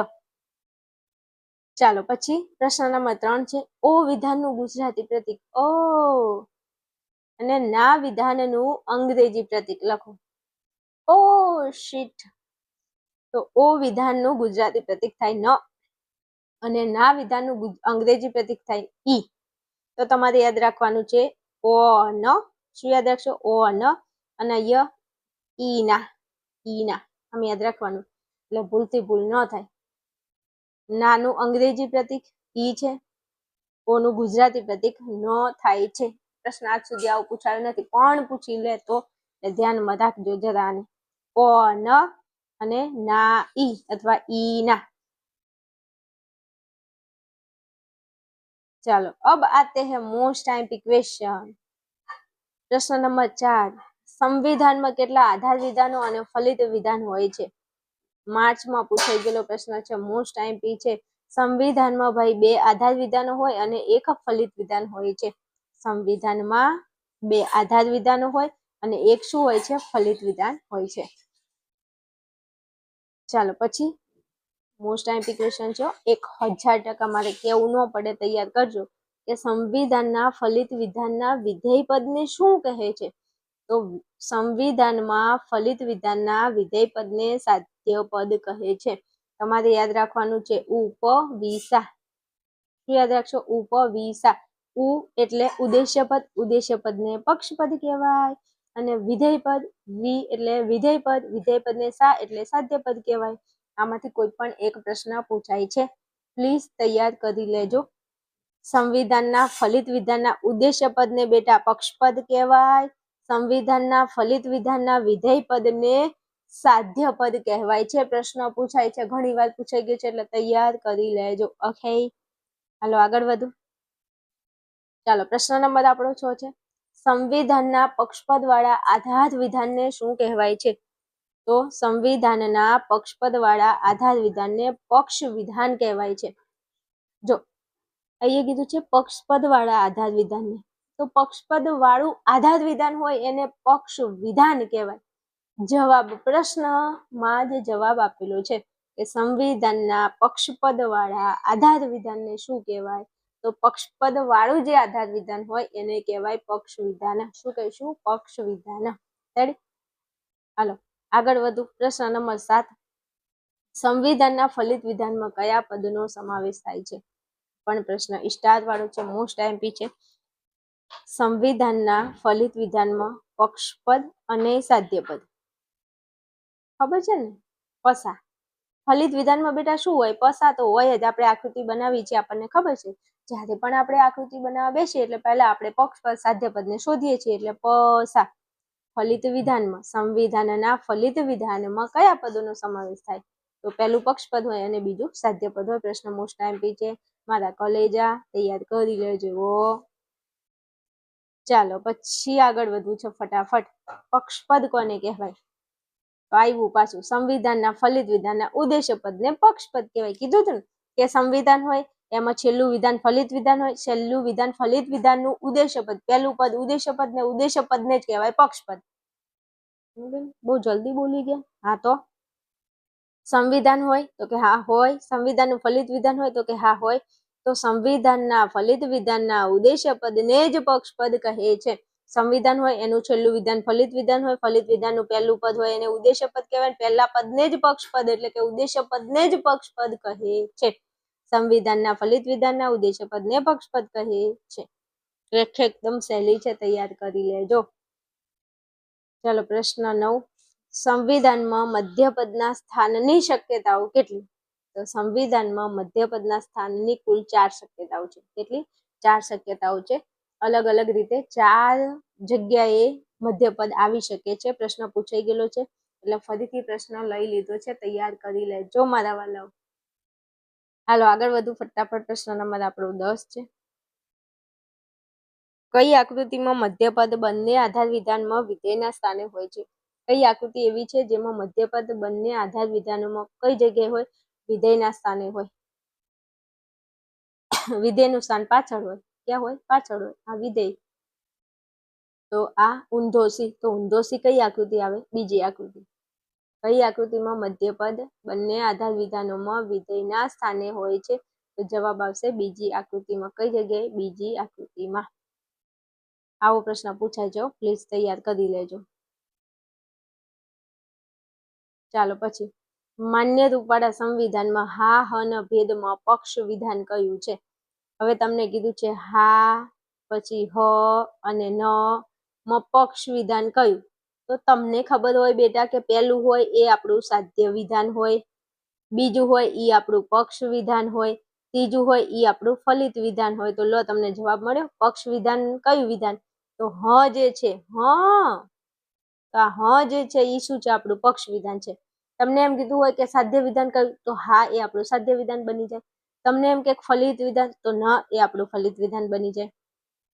સંવિધાનની અંદર આ જે વિધાનો છે એનો ક્રમ નિશ્ચિત છે, નક્કી છે કે પહેલું સાધ્ય વિધાન, બીજું પક્ષ વિધાન અને ત્રીજું ફલિત વિધાન. પહેલું સાધ્ય વિધાન, બીજું પક્ષ વિધાન ને ત્રીજું ફલિત વિધાન. હા હ ન. હા ને કહીશું સાધ્ય વિધાન, હ એટલે પક્ષ વિધાન, ન એટલે ફલિત વિધાન. હવે તમને કહી દઉં કે તમને અહીંયા હા હ ન કીધું છે. તમને એમ કીધું કે હા તો આમાં પક્ષ વિધાન કયું? તો જે વચ્ચે હોય એને પક્ષ વિધાન કહેવાય. જે પહેલા નંબરે હોય એને સાધ્ય વિધાન કહેવાય. જે છેલ્લા નંબરે હોય ને ફલિત વિધાન. ચલો પછી આગળ વધીએ આપણે. તો સંવિધાનના શક્ય ભેદો કેટલા છે? સંવિધાનના શક્ય ભેદો કેટલા? આ 12 થી લઈને પાછળના જેટલા પ્રશ્નો છે ને એ 1000% મોસ્ટ આઈમ્પી, એટલે એને તમારે બિલકુલ મૂકવાના નથી, તૈયાર કરવાના છે. કે સંવિધાનના શક્ય ભેદો કેટલા છે? 256 છે. એકદમ એક લીટીના પ્રશ્નો છે, ફટાફટ પતી જાય એવા છે, તૈયાર કરજો પ્લીઝ. પછી મને કહેતા નહીં બેન તમે કીધું નહોતું. સંવિધાનના શક્ય ભેદો કે 256. પછી ઇર્વિંગ કોપીએ કેટલા નિયમો આપેલા છે? તો ઇર્વિંગ કોપીએ 6 નિયમો આપેલા છે. એક શબ્દના પ્રશ્નો છે એટલા માટે લઈ લીધા છે, પૂછાય છે 100% એટલા માટે. સંવિધાનના શક્ય ભેદો 256. ઇર્વિંગ કોપીએ કેટલા નિયમો આપ્યા? 6 નિયમો આપ્યા છે. પછી લાસ્ટ પ્રશ્ન ને 1000% મોસ્ટ આઈમ્પી ક્વેશ્ચન. મેં અહીંયા 1000% લખ્યું નથી પણ કહું છું, તૈયાર કરજો. પદ ચતુષ્ટયનો દોષ કેટલી રીતે થાય છે? તો પદ ચતુષ્ટયનો દોષ 2 રીતે થાય છે. આટલા 3 પ્રશ્નો તો ટીપટાપ તમારે તૈયાર કરી લેવાના છે. એમાં શંકાને કોઈ સ્થાન રાખતા નહીં કે તૈયાર કરું કે ન કરું, પણ હું કહું છું કરજો. સંવિધાનના શક્ય ભેદો 256, ઇરવિંગ કોપીએ 6 નિયમો આપ્યા છે અને પદ ચતુષ્ટયનો દોષ 2 રીતે થાય છે. આ 3 પ્રશ્નોને હું સ્ટાર આપું છું કે તમે તૈયાર કરી લેજો, પછી કહેતા નહીં કે કીધું નહોતું. ઓકે, હાલો આગળ વધીએ ફટાફટ. આપણે ચેપ્ટર 5 આગળ વધવું છે આપણા ચેપ્ટર નંબર 5 માં. પ્રશ્ન નંબર આપણો 1 છે, પ્રકૃતિ એક સરખા સંયોગોમાં એક સરખી રીતે વર્તે છે તેને શું કહેવાય છે? પ્રશ્ન પૂછાઈ ગયેલો છે, મોસ્ટ આઈએમપી ક્વેશ્ચન છે. પછી તમે મને કહેતા નહીં કે બેન તમે કીધું નહોતું. પ્રશ્ન તૈયાર કરી લેજો કે પ્રકૃતિ એક સરખા સંયોગોમાં એક સરખી રીતે વર્તે છે તેને શું કહેવાય છે? તો પ્રકૃતિની એકરૂપતાનો નિયમ કહે છે. ચલો જવાબ આપી દીધો છે. પ્રકૃતિ એક સરખા સંયોગોમાં એક સરખી રીતે વર્તે છે તેને પ્રકૃતિની એકરૂપતાનો નિયમ કહેવામાં આવે છે. અહીંયા તમને જે પ્રશ્ન મેં આપ્યા છે એ પ્રશ્નો ખૂબ જ એનાલિસિસ કરીને લાવ્યા છે. બીજું તમને ખબર છે, તત્વજ્ઞાનમાં અઢળક પ્રશ્નો છે, એમાંથી પ્રશ્નો કલેક્ટ કરવા એટલે બહુ જ અઘરામાં અઘરી વાત છે. એટલા માટે અહીંયા પ્રશ્નો શોધીને લાવ્યા છે, એટલે તૈયાર કરી લેજો. તમારું જે પેપર હશે એના આગળના દિવસે તમને ટોપ 10 અથવા ટોપ 20 અથવા તો ટોપ 25 ક્વેશ્ચન તમને આઈએમપી આપીશ વિભાગ બી માટે, પણ હાલ આ પ્રશ્નોને ખાસ તૈયાર કરી લેવાના છે. ચલો પછી પ્રશ્ન 2, દરેક બનાવનું કોઈ કારણ હોય છે, આ કયો નિયમ છે? હવે કારણ આવે એટલે તમને ખબર પડી જ જવી જોઈએ કે આ કાર્યકારણનો નિયમ છે. દરેક બનાવનું કોઈને કોઈ કારણ હોય છે, કારણ વગર આ દુનિયામાં કશું શક્ય બનતું નથી મારા વાલાઓ. હવે બીજી વાત સમજાવી દઉં કે દરેક બનાવનું કોઈને કોઈ કારણ હોય છે. તમારે પેપર દેવાનું છે તો કે હા તમે મારો વિડીયો શા માટે જુઓ છો? તો એનું કારણ છે કે તમારે પરીક્ષા આપવાની છે. આ બનાવ બની રહ્યો છે, તમારે પરીક્ષા આપવાની છે ને તમે મારો વિડીયો જોઈ રહ્યા છો. દરેક બનાવનું કોઈને કોઈ કારણ હોય છે. તો જ્યારે કારણ આવે એટલે યાદ રાખવાનું આ કાર્યકારણનો નિયમ છે. દરેક બનાવનું કોઈને કોઈ કારણ હોય છે, કારણ વગર કશું શક્ય બનતું નથી. યાદ રાખશો આ કયો નિયમ છે? તો આ કાર્યકારણનો નિયમ છે. રેડી? હાલો આગળ વધીએ. પ્રશ્ન નંબર આપણો 3 છે, કયા નિયમના આધારે કહી શકાય કે હંમેશા ગરમીથી પદાર્થ ફૂલે છે? શું કીધું છે? કયા નિયમના આધારે તમે કહી શકો છો કે હંમેશા ગરમીથી પદાર્થ ફૂલે છે? માર્ચ 18 માં પૂછાઈ ગયેલો છે, મોસ્ટ આઈએમપી ક્વેશ્ચન છે. મારા વાલાઓ, મારા કલેજાઓ તૈયાર કરી લેજો. ચલો તો પ્રકૃતિની એકરૂપતાના નિયમના આધારે આપણે કહી શકીએ કે હંમેશા ગરમીથી પદાર્થ ફૂલે છે. હવે સાંભળજો, આ જે નિયમ છે ને પ્રકૃતિની એકરૂપતા, તો પ્રકૃતિ ભાઈ બધા માટે સરખી છે. પ્રકૃતિનો નિયમ બધા માટે સરખો છે. ભગવાનની વાત કરું આપણી, જો કે તો આપણી એક પ્રકૃતિ છે, એનો નિયમ અમુક ફિક્સ છે, તમે જેવું કરો તેવું ભોગવો.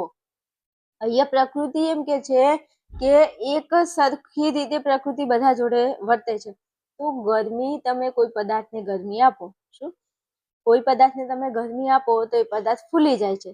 તો તમે આજે પદાર્થને ગરમી આપશો તો પણ એ ફૂલવાનો છે, કાલે ગરમી આપશો તો પણ એ ફૂલવાનો છે, અને તમે ભૂતકાળમાં એને ગરમી આપતા હતા તો પણ એ ફૂલતો જ હતો. તો મતલબ આનો એવું થાય છે કે હંમેશા ગરમીથી પદાર્થ ફૂલે છે. એક એક્ઝામ્પલ તરીકે વાત કરું બરફની. તમે આજે બરફને અડો છો તો એ તમને ઠંડો લાગે છે. તમે 10 દિવસ પછી અથવા તો 25 વર્ષ પછી બરફને અડશો તો પણ એ તમને ઠંડો જ લાગશે મારા વાલાઓ. અને ભૂતકાળમાં તમે એને અડ્યા છો તો એ ઠંડો જ લાગતો હતો. તો આ શું કહેવાય? પ્રકૃતિની એકરૂપતા.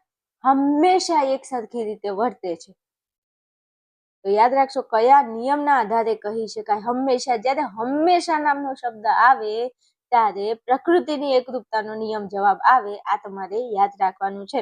અને જ્યારે કારણ આવે તો કારણ આવે એટલે કાર્યકારણનો નિયમ જવાબ આવે, એ તમારે યાદ રાખવાનું છે. ઓકે, હાલો આગળ વધુ. ચાલો પ્રશ્ન નંબર આપણો 4 છે. હવે હું તમને આ ચોથો અને આ 5મો આ 2 પ્રશ્ન ઉપર સ્ટાર આપું છું કે આ 2 માંથી કોઈ પણ એક પ્રશ્ન 2026માં 1000% જોવા મળશે એવી પૂરેપૂરી ગેરંટી છે. આ 2 પ્રશ્નોને તમારે એકદમ કોઈ શંકાને સ્થાન આપ્યા વગર આ 2 પ્રશ્નોને તૈયાર કરી લેવાના છે. અહીંયા લખી પણ દીધું છે 1000% most IMP, 1000% most IMP question છે એવું મેં અહીંયા લખી દીધું છે. મારે તમને કેવું ન પડે મારા વાલાઓ, મારા કલેજાઓ, તૈયાર કરી લેજો હો. અને વિડીયોની નીચે સારી એવી કોમેન્ટ બી કરી દેજો ને, તમારા જેવી પ્યારી પ્યારી, તમે જેવા પ્યારા છો ને એવી પ્યારી કોમેન્ટ કરજો હો. હાલો જે.એસ. મિલ સાદી ગણનામૂલક વ્યાપ્તિને શું કહે છે? તો જે.એસ. મિલ સાદી ગણનામૂલક વ્યાપ્તિને મનની ઢીલી આદત કહે છે. હવે જો અહીંયા વ્યક્તિનું નામ છે જે.એસ. મિલ. જે.એસ. મિલ સાદી ગણનામૂલક વ્યાપ્તિને મનની ઢીલી આદત કહે છે. તો મિલ ઉપરથી યાદ રાખવાનું મન, મિલનું મન, મિલનું મન. મેરા મન ક્યું તુમ્હે ચાહે, મેરા મન. તમને કોઈ ચાહતું નથી મારા વાલાઓ. તું સોની મની ભણવાનું કર, નહીં તો તારી પરીક્ષા અધૂરી રહી જશે હો. એટલે કોનું મન યાદ રાખશો? મેરા મન નહીં, મિલનું મન. કોનું? મિલનું મન. મિલન અભી આધા અધૂરા હૈ, મિલન અભી આધા અધૂરા હે. બેન તમે જે આ સોંગ ગાયું ને એમાં અમને વધારે મજા આવી. કેમ? ભણતા જોર આવે છે એટલે તકલીફ છે હે ને. આમાંય ભણવામાં મજા આવવી જ જોઈએ મારા વાલાઓ. મિલનું મન. કેમ મેં આવું યાદ રખાવ્યું તમને? મિલનું મન એટલા માટે બેટા કે જે.એસ. મિલ, જો તમે મિલ વાંચો તો તમને ફટાક યાદ આવી જાય કે બેને એવું કીધું હતું કે મિલનું મન. તો મિલે એવું કીધું હતું મનની ઢીલી આદત. જે.એસ. મિલે સાદી ગણનામૂલક વ્યાપ્તિને શું કીધું છે? મનની ઢીલી આદત કીધી છે. અહીંયા તમને હું ભણાવું છું તો આઈએમપી આપીને છૂટી નથી જતી હો. તમારે એ પ્રશ્ન, એ જવાબને કેવી રીતે યાદ રાખવો ને એ પણ હું તમને સમજાવું છું. એમને એમ થોડા તમે મારી ચેનલમાં ભણવા આવો છો હે? એકવાર કહેજો, પોતાના દિલને પૂછી લેજો એમ.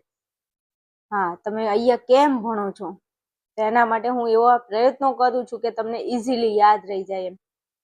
ચાલો પછી પ્રશ્ન 5 છે. આલ્ફ્રેડ બેકન સાદી ગણનામૂલક વ્યાપ્તિને શું કહે છે? હવે જુઓ મારા વાલાઓ, મારા કોલેજો, અહીંયા એવું છે કે જે.એસ. મિલ સાદી ગણનામૂલક વ્યાપ્તિને શું કહે છે? અહીંયા છે આલ્ફ્રેડ બેકન સાદી ગણનામૂલક વ્યાપ્તિને શું કહે છે?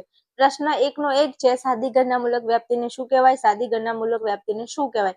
અહીંયા વ્યક્તિનું નામ છે જે.એસ. મિલ અને અહીંયા વ્યક્તિનું નામ છે આલ્ફ્રેડ બેકન.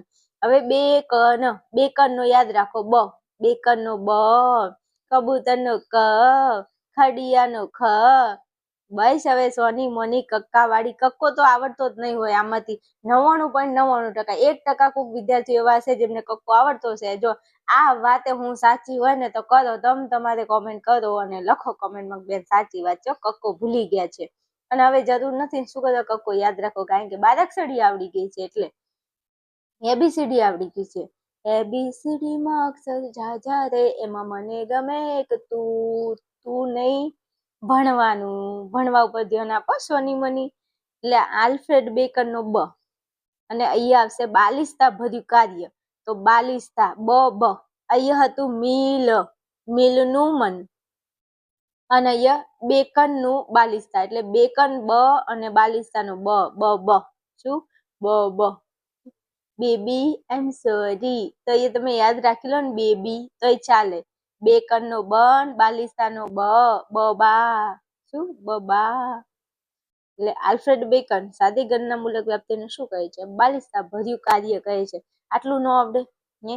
ઓમ આપણને કોકની આઘાપાછી કરતા આવડે. કોકે ના કીધું હોય ને તો 2 વાક્ય તમે ઉમેરીને પેલાને જઈને કહેતા હો કે પેલો ભાઈ તારા વિશે આવું કહેતો.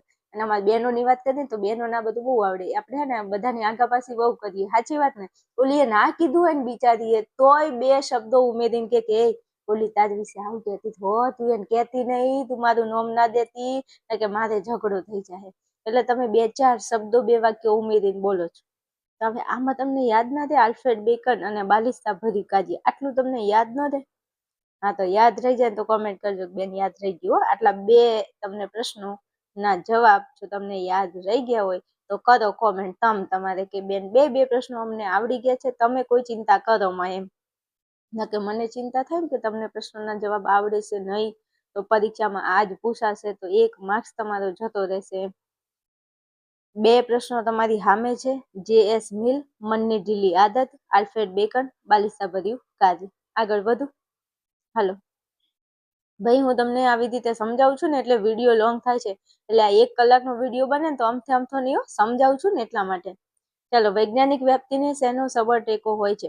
તો વૈજ્ઞાનિક વ્યાપ્તિ એ નિરીક્ષણ ઉપર આધારિત હોય છે, એટલે એને નિરીક્ષણ અને પ્રયોગનો સબળ ટેકો હોય છે. વૈજ્ઞાનિક વ્યાપ્તિમાં નિરીક્ષણ અને પ્રયોગ હોય છે. ભાઈ વિજ્ઞાનની અંદર શું હોય? પ્રયોગો થતા હોય. એમને વિજ્ઞાન કોઈ વસ્તુને સાબિત કરતી નથી. વિજ્ઞાન એ પહેલા નિરીક્ષણ કરે છે, પછી પ્રયોગ કરે છે, ને એના પછી કોઈ વસ્તુને સાબિત કરે છે.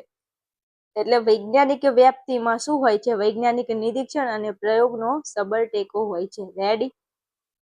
હાલો આગળ. વૈજ્ઞાનિક વ્યાપ્તિ શું સ્થાપે છે? Most IMP question. વૈજ્ઞાનિક વ્યાપ્તિ કાર્યકારણ સંબંધ સ્થાપે છે. જો તમને એમ કે નીચેનામાંથી કઈ વ્યાપ્તિ કાર્યકારણનો સંબંધ સ્થાપે છે, તો વૈજ્ઞાનિક વ્યાપ્તિ એ કાર્યકારણનો સંબંધ સ્થાપે છે. કારણ કે વિજ્ઞાન શોધ કરે છે કે દરેક બનાવને કોઈને કોઈ કારણ છે. વિજ્ઞાનની અંદર શોધ થાય છે કઈ વ્યાપ્તિ દ્વારા? વૈજ્ઞાનિક વ્યાપ્તિ દ્વારા. કે કોઈ પણ વસ્તુ થાય છે તેની પાછળ કંઈક તો કારણ હોય. તમને યાદ હશે કે જ્યારે ઓલા એક આપણા વૈજ્ઞાનિક હતા, એમનું નામ શું હતું? ન્યૂટન. જ્યારે એ બેઠા હતા એટલે સફરજન નીચે પડ્યું, એટલે એમને એવો વિચાર કર્યો કે મારું બેટું આ સફરજન નીચે કેમ પડ્યું, ઉપર કેમ ન ગયું? આવો વિચાર કર્યો. તો એમને સફરજન માટે વિચાર્યું કે કંઈક તો કારણ હોવું જોઈએ. તો પછી એમને શોધ ચાલુ કરી વિજ્ઞાનમાં. અને આપણું ભારતીય કોઈ બેઠું હોય એમ સફરજન ઉપરથી નીચે પડે તો આપણે શું કરીએ? કાંઈ નહીં, ખાઈ જઈએ. બીજું આપણને કંઈ સૂઝે નહીં. હા તો અને બીજું એક વસ્તુ કે આપણા ભારતમાં ક્યાં સફરજનના ઝાડ છે? નહીં, આ બધી જગ્યાએ જ નથી. જ તે પોસિબલ નથી. આ તો કીધું તમને. તો વૈજ્ઞાનિક વ્યાપ્તિ શું સ્થાપે છે? કાર્યકારણનો સંબંધ સ્થાપે છે. ચલો 8માં આવી જઈએ. કારણ એ પરિણામનું અનુગામી છે કે પૂર્વગામી? કારણ એ પરિણામનું અનુગામી છે કે પૂર્વગામી? તો કારણ એ પરિણામનું પૂર્વગામી છે. શું છે? પૂર્વગામી. હવે આમાં તમને ડખો પડતો હશે. આ પ્રશ્ન એવો છે ને કે 100% પૂછાય એવો છે.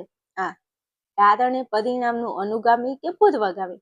હવે કારણ એ પરિણામનું અનુગામી કે પૂર્વગામી? અનુગામી એટલે પછી અને પૂર્વગામી એટલે પહેલા. પૂર્વગામી એટલે શું થાય? પહેલા. હવે ભાઈ કારણ પહેલા હોય કે પરિણામ પહેલા હોય? હેલો, કારણ પહેલા હોય કે પરિણામ પહેલા હોય? મને તમે એમ કહેજો. તો કારણ પહેલા હોય.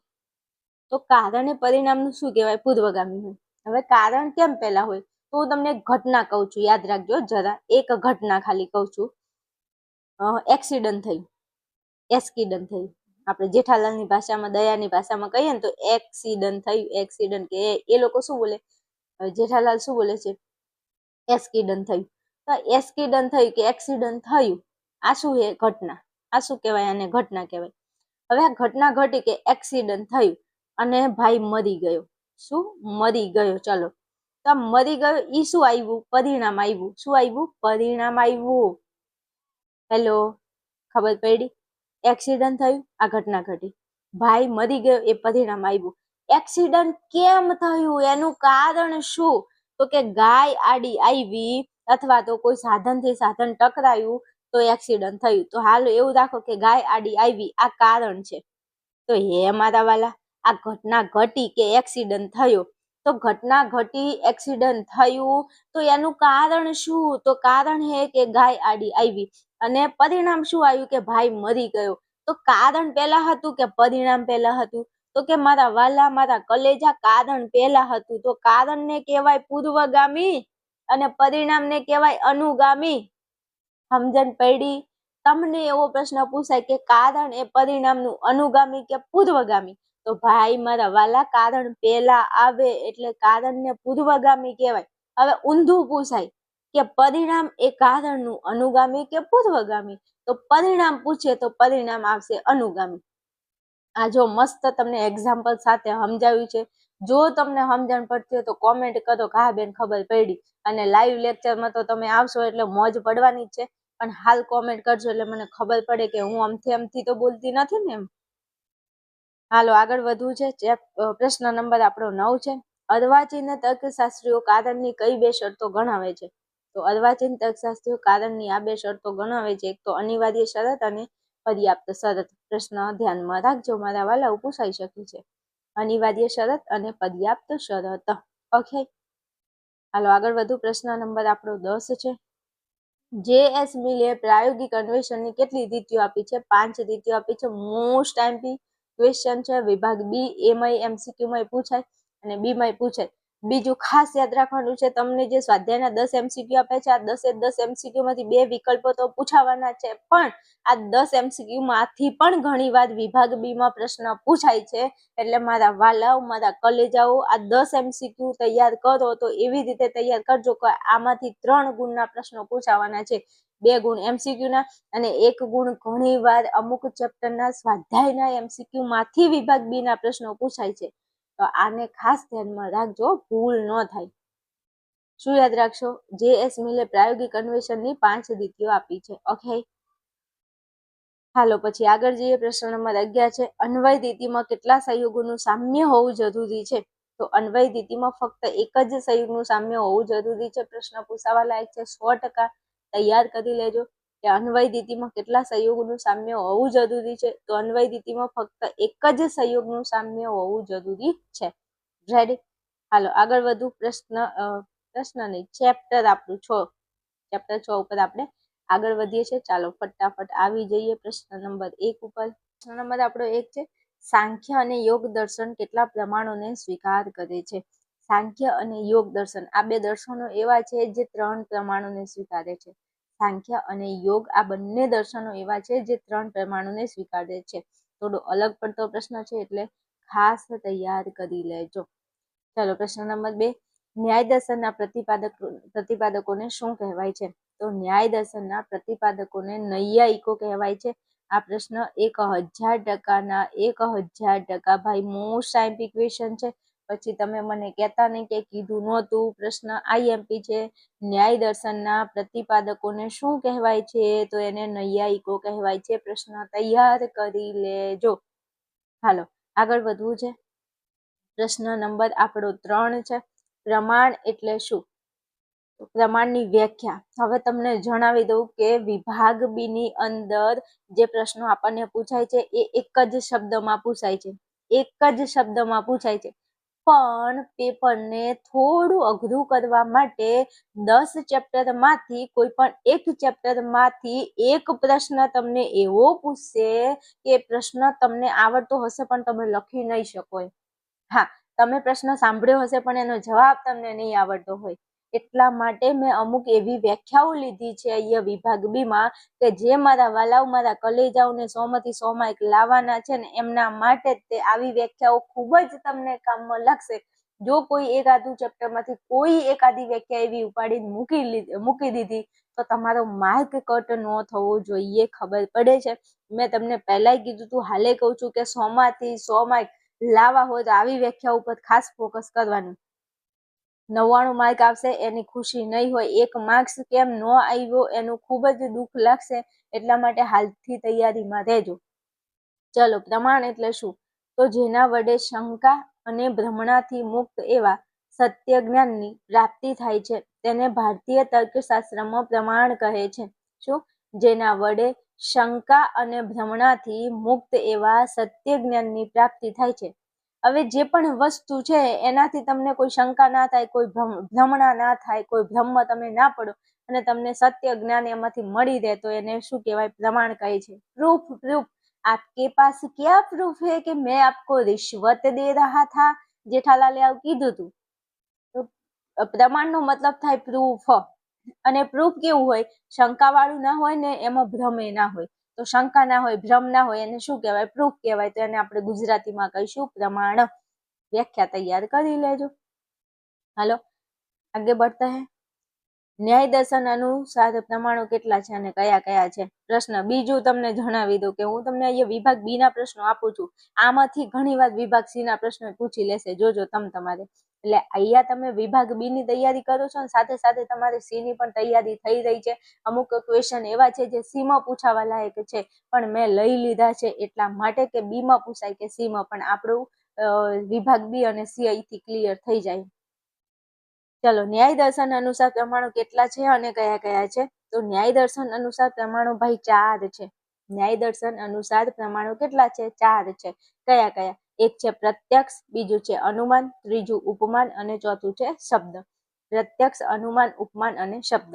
પ્રત્યક્ષ, અનુમાન, ઉપમાન અને શબ્દ. હાલો આગળ વધુ ફટાફટ. પક્ષ એટલે શું? મોસ્ટ આઈએમપી ક્વેશ્ચન, માર્ચમાં પૂછાઈ ગયેલો છે, માર્ચ 19માં. આઈએમપી છે, તૈયાર કરજો. કે પક્ષ એટલે જેના વિશે અનુમાન તારવવામાં આવ્યું હોય તે. પક્ષ કોને કહેશો? તો જેના વિશે અનુમાન તારવી હોય એને કહેવાય પક્ષ. સિમ્પલ. પક્ષ એટલે જેના વિશે અનુમાન તારવવામાં આવ્યું હોય તે. જેના વિશે અનુમાન તારવવામાં આવ્યું હોય તે, તેને આપણે કહીશું પક્ષ. ઓકે, હાલો આગળ વધવું છે, હેતુ ઉપર જવું છે. પ્રશ્ન નંબર 6, હેતુ એટલે શું? આ પણ મોસ્ટ આઈએમપી ક્વેશ્ચન છે. હેતુ જો વિભાગ એ માં પૂછાશે ને એમાં નહીં હોય તો બી માં પૂછાશે, પણ 100% નહીં, 1000% હેતુ પૂછાય છે. તારો ઈરાદો શું છે? તારો હેતુ શું છે? તો હેતુ જેના પ્રત્યક્ષ જ્ઞાનને આધારે અનુમાનની ક્રિયાનો આરંભ થાય છે તેને આપણે કહીશું હેતુ. તમે ધુમાડા ઉપર પર્વત ઉપર તમે ધુમાડો જોયો, તો ધુમાડાને જોયો એટલે તમે એવું કીધું કે તે પર્વત ઉપર અગ્નિ છે. તો તમે તે પર્વત ઉપર અગ્નિ છે એવું અનુમાન કેમ લગાવ્યું મારા વાલા? તો કે અમે ધુમાડો જોયો ને એટલે અમે એવું અનુમાન લગાવ્યું કે તે પર્વત ઉપર અગ્નિ છે. તો તમે કોને જોઈને એવું કીધું કે તે પર્વત ઉપર અગ્નિ છે? તો કે અમે ધુમાડાને જોઈને એવું કીધું કે અગ્નિ છે. તો આ ધુમાડો એ આપણો હેતુ છે બેટા, હેતુ. તો શું વ્યાખ્યા શું થાય? કે જેના પ્રત્યક્ષ જ્ઞાનના આધારે, એટલે ધુમાડાને જોઈને ધુમાડાના જ્ઞાનને આધારે અમે એવું અનુમાન કર્યું કે તે પર્વત ઉપર અગ્નિ છે. તો ધુમાડો એ જ આપણો હેતુ થાય. ખબર પડી? અને હેતુની વ્યાખ્યા છે કે જેના પ્રત્યક્ષ જ્ઞાનને આધારે અનુમાનની ક્રિયાનો આરંભ થાય છે તે શું છે? હેતુ છે. ઓકે, હાલો આગળ વધુ એના પહેલા જણાવી દઉં હો ભાઈ કે હું મારા ઓફલાઈન વર્કમાં બહુ બિઝી છું અને ઓનલાઈન વર્કમાં મારે બહુ જ બધા વિષય અને બહુ જ બધું કામ છે. ટાઈમમાંથી પણ ટાઈમ કાઢીને તમારી માટે વિડીયો બનાવું છું. તો મારે કેવું ના પડે, મારી મહેનતને જરા કદર કરજો અને વિડીયોને લાઈક શેર કરી ચેનલને સબસ્ક્રાઈબ કરી લેજો. ખૂબ જ મારે બહુ જ હાર્ડવર્કનું કામ મારે કરવું પડે છે તમારા માટે.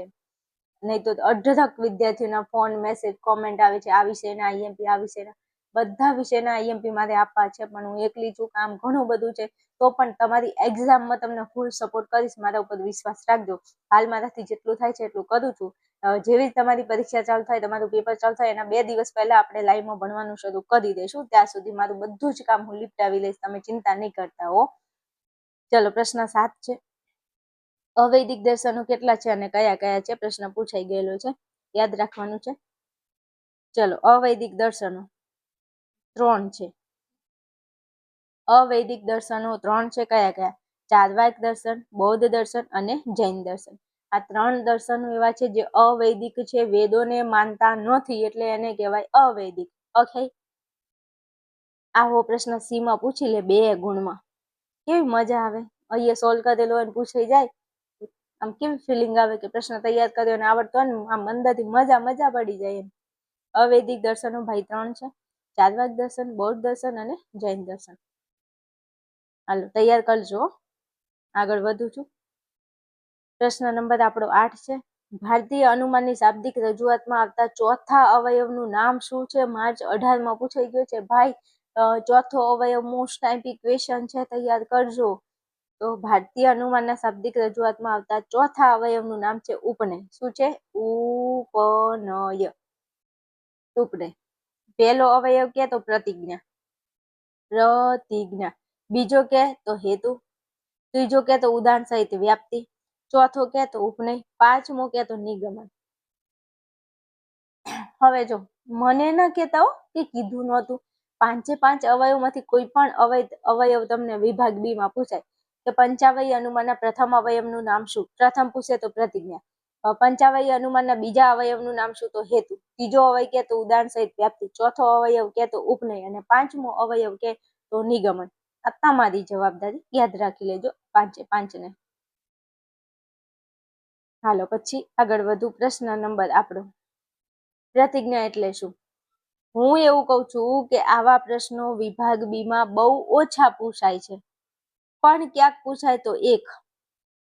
હેલો, હું એવું કહું છું કે વિભાગ બી માં આટલી મોટી વ્યાખ્યાઓ નથી પૂછાતી, પણ 10 માંથી કોઈ એક ચેપ્ટર માંથી એક વ્યાખ્યા, એક પ્રશ્ન એવો પૂછશે જે વિભાગ બી માં તમારા માર્ક્સ ને તોડશે, એટલા માટે આ વ્યાખ્યાઓ લીધી છે. જો વિભાગ બી માટે તૈયાર કરશો ને ક્યાંક સી માં પૂછાશે તોય તમને મોજ પડી જવાની છે. તો બી માટે નહીં તો કમસે કમ સી માટે આ વ્યાખ્યાઓ તૈયાર કરી લેજો, પણ તૈયાર કરજો જેને તત્વજ્ઞાનમાં સારા માર્ક લાવવાના છે. હા, જેને પાસ થવાનું છે એના વ્યાખ્યાઓ નહીં કરો ને તો ચાલશે, ચલો તમારા માટે છૂટી, બસ તમે ના કરતા. પણ જેને 99, 100 માંથી 100 માર્ક, 95 ની જે આશા કરીને બેઠા છે, તો તમે થોડી મહેનત કરજો આ બે પ્રશ્નોમાં. ચાલો, પ્રતિજ્ઞા એટલે શું? તો પંચાવય અનુમાનનો પ્રથમ અવયવ પ્રતિજ્ઞા છે. વ્યાખ્યા તમારે આટલી જ લખવાની છે કે અનુમાન દ્વારા જે જ્ઞાનની સત્યતા સાબિત કરવાની છે તે જ્ઞાનની રજૂઆત કરતા વાક્યને પ્રતિજ્ઞા કહે છે. આટલેથી તમારે વ્યાખ્યા લખવાની છે કે અનુમાન દ્વારા જે જ્ઞાનની સત્યતા સાબિત કરવાની છે તે જ્ઞાનની રજૂઆત કરતા વાક્યને પ્રતિજ્ઞા કહે છે. વ્યાખ્યા પૂરી, બસ આટલેથી વ્યાખ્યા લખવાની છે. તૈયાર કરજો. 10 પ્રશ્નોમાંથી એક પ્રશ્ન તમને એવો પૂછાશે જે તમારા છોતરા પાડી દેશે. ચલો, વ્યાપ્તિ એટલે શું? તો વ્યાપ્તિ એટલે વ્યક્તિ સંબંધની રજૂઆત કરતું સર્વદેશી વિધાન. અને વ્યાપ્તિ એટલે અમુક એક વસ્તુની અમુક બીજી વસ્તુ સાથેનું નિત્ય સાહચર્ય, જેને આપણે કહીશું વ્યાપ્તિ. તમારે આટલા સુધી લખવાનું છે. વ્યાપ્તિ એટલે શું? વ્યાપ્તિ એટલે વ્યાપ્તિ સંબંધની રજૂઆત કરતું સર્વદેશી વિધાન.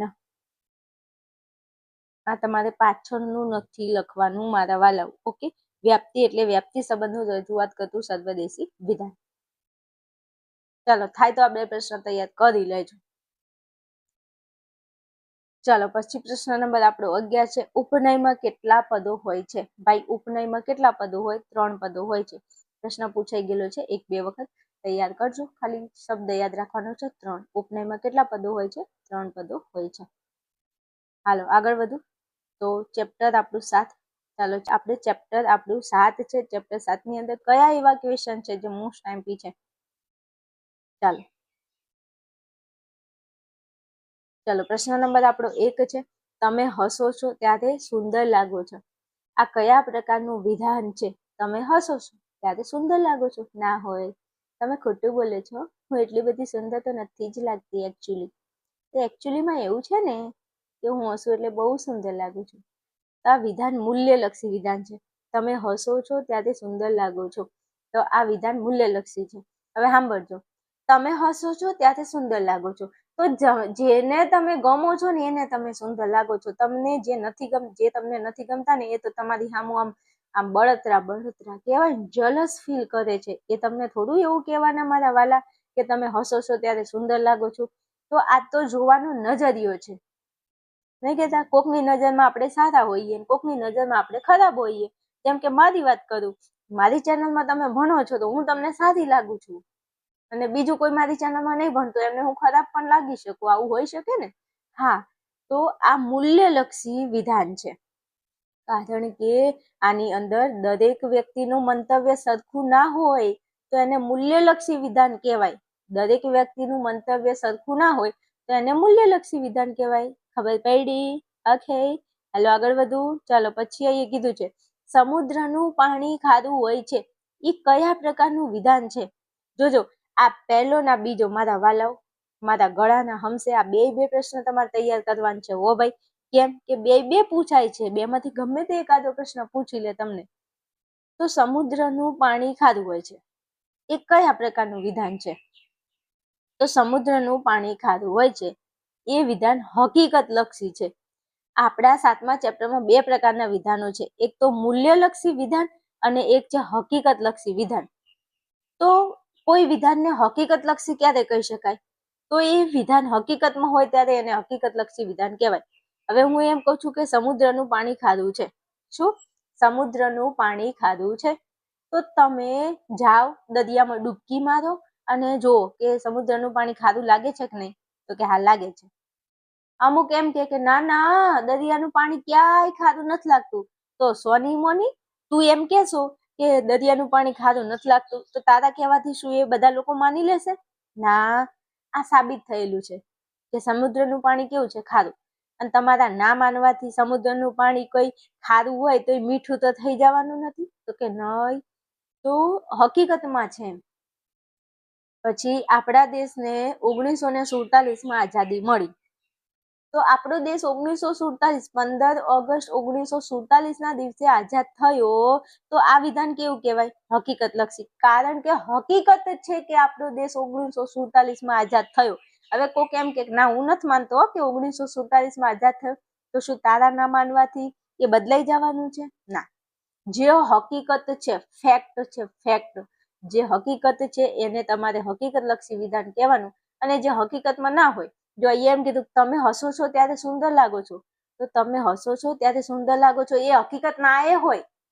અમુક નહીં, અમુક ઘરવાળા પોતાની પત્નીને સારું લગાડવા કહેતા હોય, તું આજે મસ્ત લાગે છે, ઓ સોની મોની, બટર લગાયા વગર તૈયારી કર, સોની મોની તું તૈયારી કર.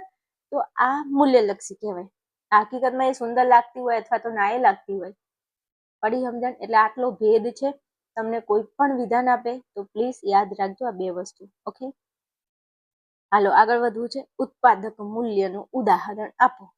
ઉત્પાદક મૂલ્યનું ઉદાહરણ આપો. મોસ્ટ ટાઈમથી ક્વેશ્ચન છે, તૈયાર કરજો મારા વાલાઓ.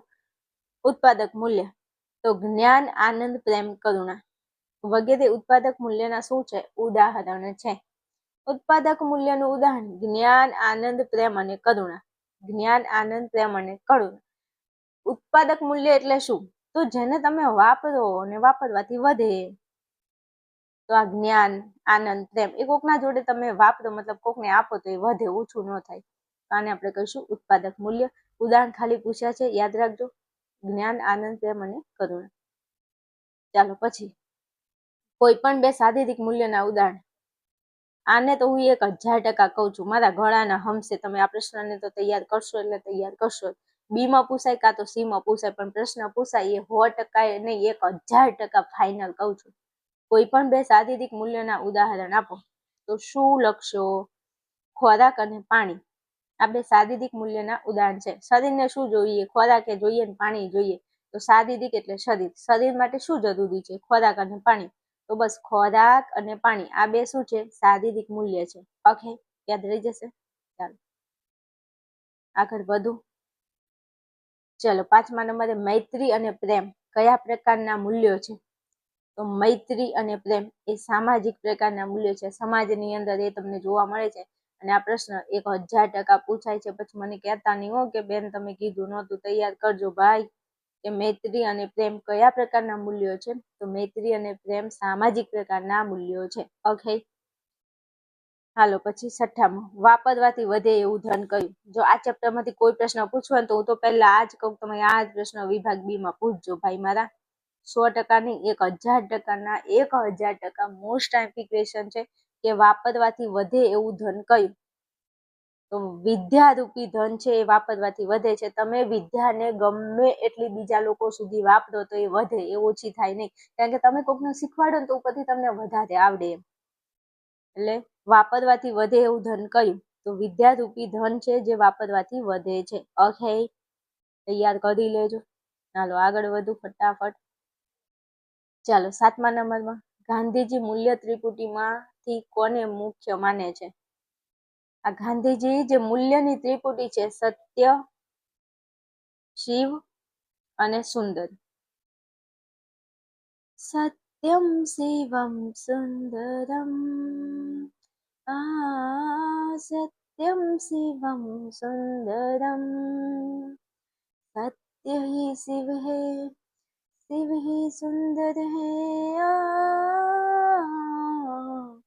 આપણા ગાંધી બાપુ છે ને સત્યને મુખ્ય માને છે. મૂલ્યની ત્રિપુટી છે, આપણા 7મા ચેપ્ટરમાં આવે છે. સત્યમ શિવમ સુંદરમ, સત્યમ શિવમ સુંદરમ. યાદ રાખશો સત્યને. ગાંધીજી મૂલ્ય ત્રિપુટીમાંથી કોને સત્ય માને છે? અરે કોને મુખ્ય માને છે? તો સત્યને મુખ્ય માને છે.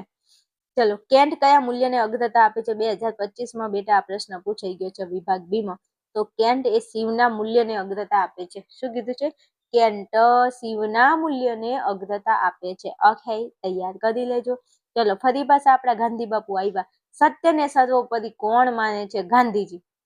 તો જો અહીંયા કીધું છે ગાંધીજી મૂલ્ય ત્રિપુટીમાંથી સત્યને માને છે. તો તમને એમ કે સત્યને સર્વોપરી કોણ માને છે મારા વાલા? તો કોણ માને છે? ગાંધીજી માને છે. ઓકે, 3 પ્રશ્નો મોસ્ટ આઈએમપી લાસ્ટના છે, તૈયાર કરી લેજો, મારે તમને કહેવું પડે નહીં. ઓકે, હાલો આગળ વધુ. ચેપ્ટર 8. ચલો ચેપ્ટર 8 ઉપર તમને હું આગળ લઈ જાઉં એ પહેલા દરેક મારા યુટ્યુબના વાલા વિદ્યાર્થીઓને ખાસ મારે જણાવવાનું કે તમે જે ચેનલ ઉપર ભણી રહ્યા છો એ ગુજરાતની 1000% એક નંબર 1 ચેનલ છે. એવો તમારે એક આત્મવિશ્વાસ રાખવાનો છે, કારણ કે ગુજરાતના હજારો વિદ્યાર્થીઓના ભાઈ ફોન મેસેજ આવે છે, જે વિદ્યાર્થીઓ 5 વર્ષથી 7 વર્ષથી કે કોઈ વિદ્યાર્થીઓ 2-3 ગમે એટલા ટ્રાય આપીને કંટાળી ગયા હશે, હારીને થાકી ગયા હશે, પણ એક આશા ઉમ્મીદ મારી ચેનલ છે અને હું છું. એ વિદ્યાર્થીઓ જે તત્વજ્ઞાન વિષયને પોતાની જિંદગીનો એવો વિષય કે જે એમનાથી ક્લિયર નથી થતો, પાસ નથી થઈ શકતા, એ વિદ્યાર્થીઓની હતાશા, નિરાશા અને એ નિરાશાની અંદર છુપાયેલું એક આશાનું કિરણ એટલે મારી ચેનલ આર્યન ક્લાસીસ અને હું જે તમને તત્વજ્ઞાન ભણાવું છું. મારા વિદ્યાર્થીઓ મારા વિશે જે કહે છે એ તો કોઈ શબ્દોમાં હું એને કહી નથી શકતી, જે મને થેન્ક યુ બોલે છે કે આભાર માને છે. પણ હું મારા વાલા વિદ્યાર્થીઓને ખાસ કહેવા માંગુ છું કે ભાઈ તમારે પાસ થવું છે તો હું તમને યુટ્યુબમાં તો ઘણું બધું ભણાવ્યું છે, પણ પ્રોપર તૈયારી કરવા માટે તમે આપણા આર્યન ક્લાસીસ એપ્લિકેશનને ડાઉનલોડ કરી લો. એપ્લિકેશનની અંદર વિદ્યાર્થીઓ 5 વિષયનો પેપર સેટ છે. જો તમારા 5 વિષય છે તો 5 વિષયનો પેપર સેટ ખરીદીને તૈયારી કરો. જો 5 વિષય નથી તો એક વિષય છે તો તમારા એમાંથી જેટલા પણ વિષય હોય એને ખરીદીને તૈયારી ચાલુ કરો. કારણ કે તમને યોગ્ય દિશા મળી જાય કે ચલો મારે આ 6 પેપરની તૈયારી કરવાની છે. પેલું તો તમે આ ફેરો, પેલું કરો, હા કરો, બધામાં તમે અટવાઈ જાઓ કે હવે શું કરું એમ. પણ આ તમને પ્રોપરલી એક દિશા મળી જાય છે તૈયારી કરવાની, કે આપણા આર્યન ક્લાસીસ એપ્લિકેશનમાં તત્વજ્ઞાન છે, મનોવિજ્ઞાન, ભૂગોળ, સમાજ અને અર્થશાસ્ત્ર, આ 5 વિષયનો એક સરસ મજાનો પેપર સેટ તૈયાર કરેલો છે. આ પેપર સેટની પ્રાઇસ 249 છે, માત્ર ને માત્ર 249 નોર્મલ કોસ્ટની પ્રાઇસ છે. એની અંદર તમને બેટા વિભાગ એ, વિભાગ બી અને વિભાગ સી નું મેં સોલ્યુશન સાથે તમને હું આ પેપર સેટ આપી રહી છું. તમારે એબીસી નું સોલ્યુશન આ વિડીયો જોવાના છે અને ડી અને ઈ તમારે લખીને તૈયાર કરી લેવાનું છે. આટલું તૈયારી કરશો તો તમારે આ બોર્ડની જે એક્ઝામ છે એને લગતી બીજી કોઈ તૈયારી કરવાની જરૂર નહીં પડવાની મારા વાલાઓ.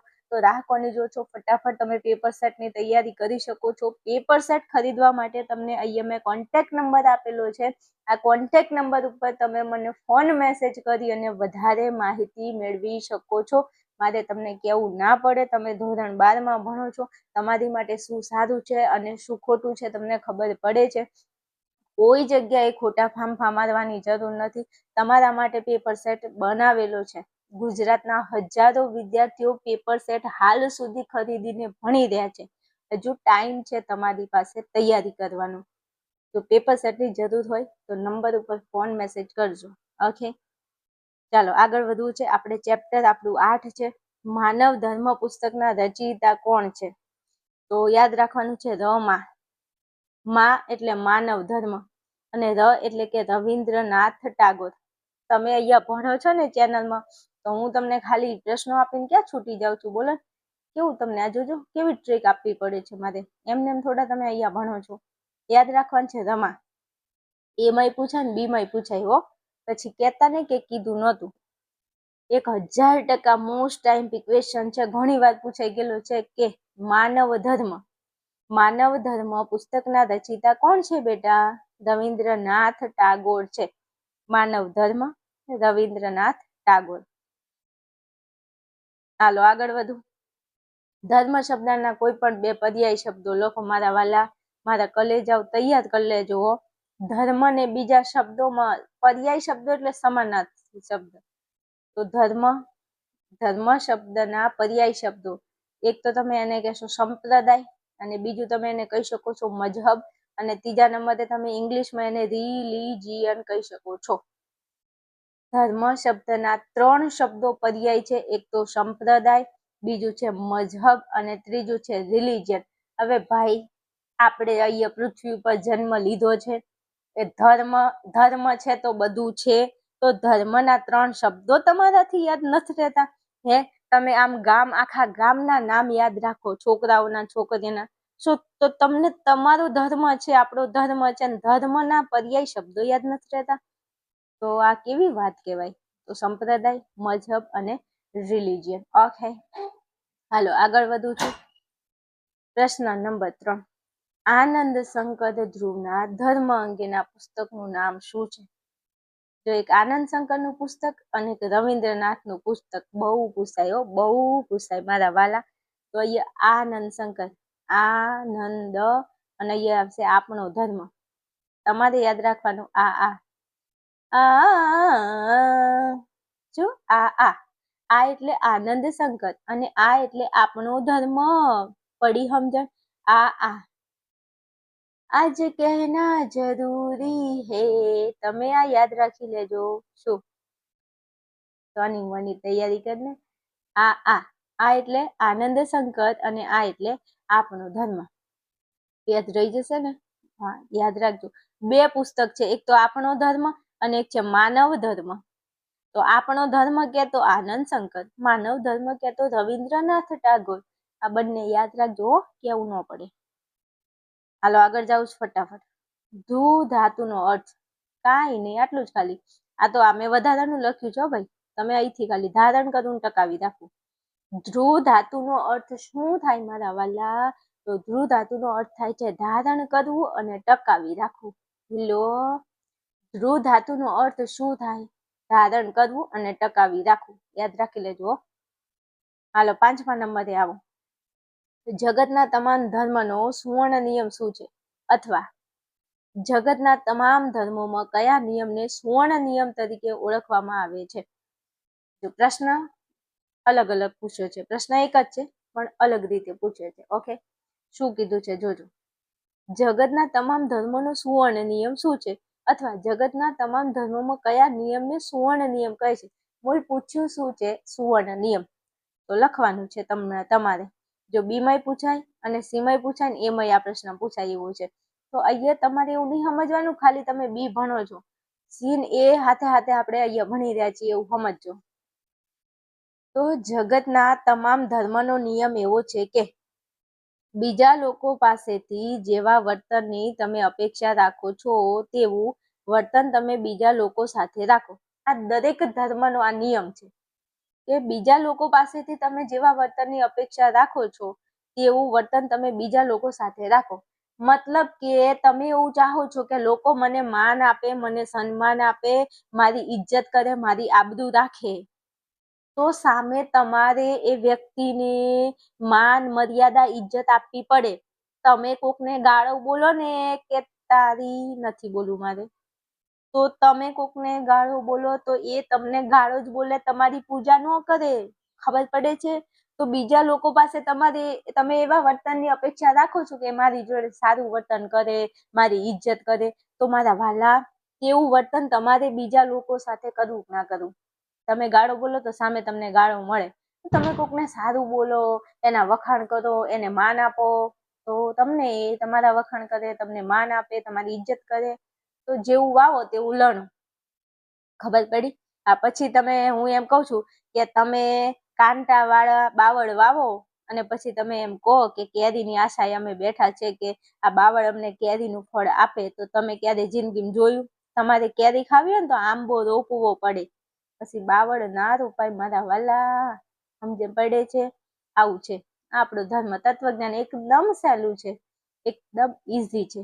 માનવું પડે, તૈયારી કરવી પડે. ચલો, માનવીના વિચારો કે બુદ્ધિ સાથે સંકળાયેલું પાસું કયું પૂછાય? હો ભાઈ, તો માનવીના વિચારો અને બુદ્ધિ સાથે જ્ઞાનાત્મક પાસું સંકળાયેલું છે. કયું? જ્ઞાનાત્મક. ભાઈ, તમારા મનમાં વિચારો અને બુદ્ધિ, તમે વિચારો અને બુદ્ધિ વાપરો તો તમારું જ્ઞાન વધે. વિચાર અને બુદ્ધિ સાથે સંકળાયેલું પાસું કયું છે? જ્ઞાનાત્મક છે. યાદ રાખી લેજો.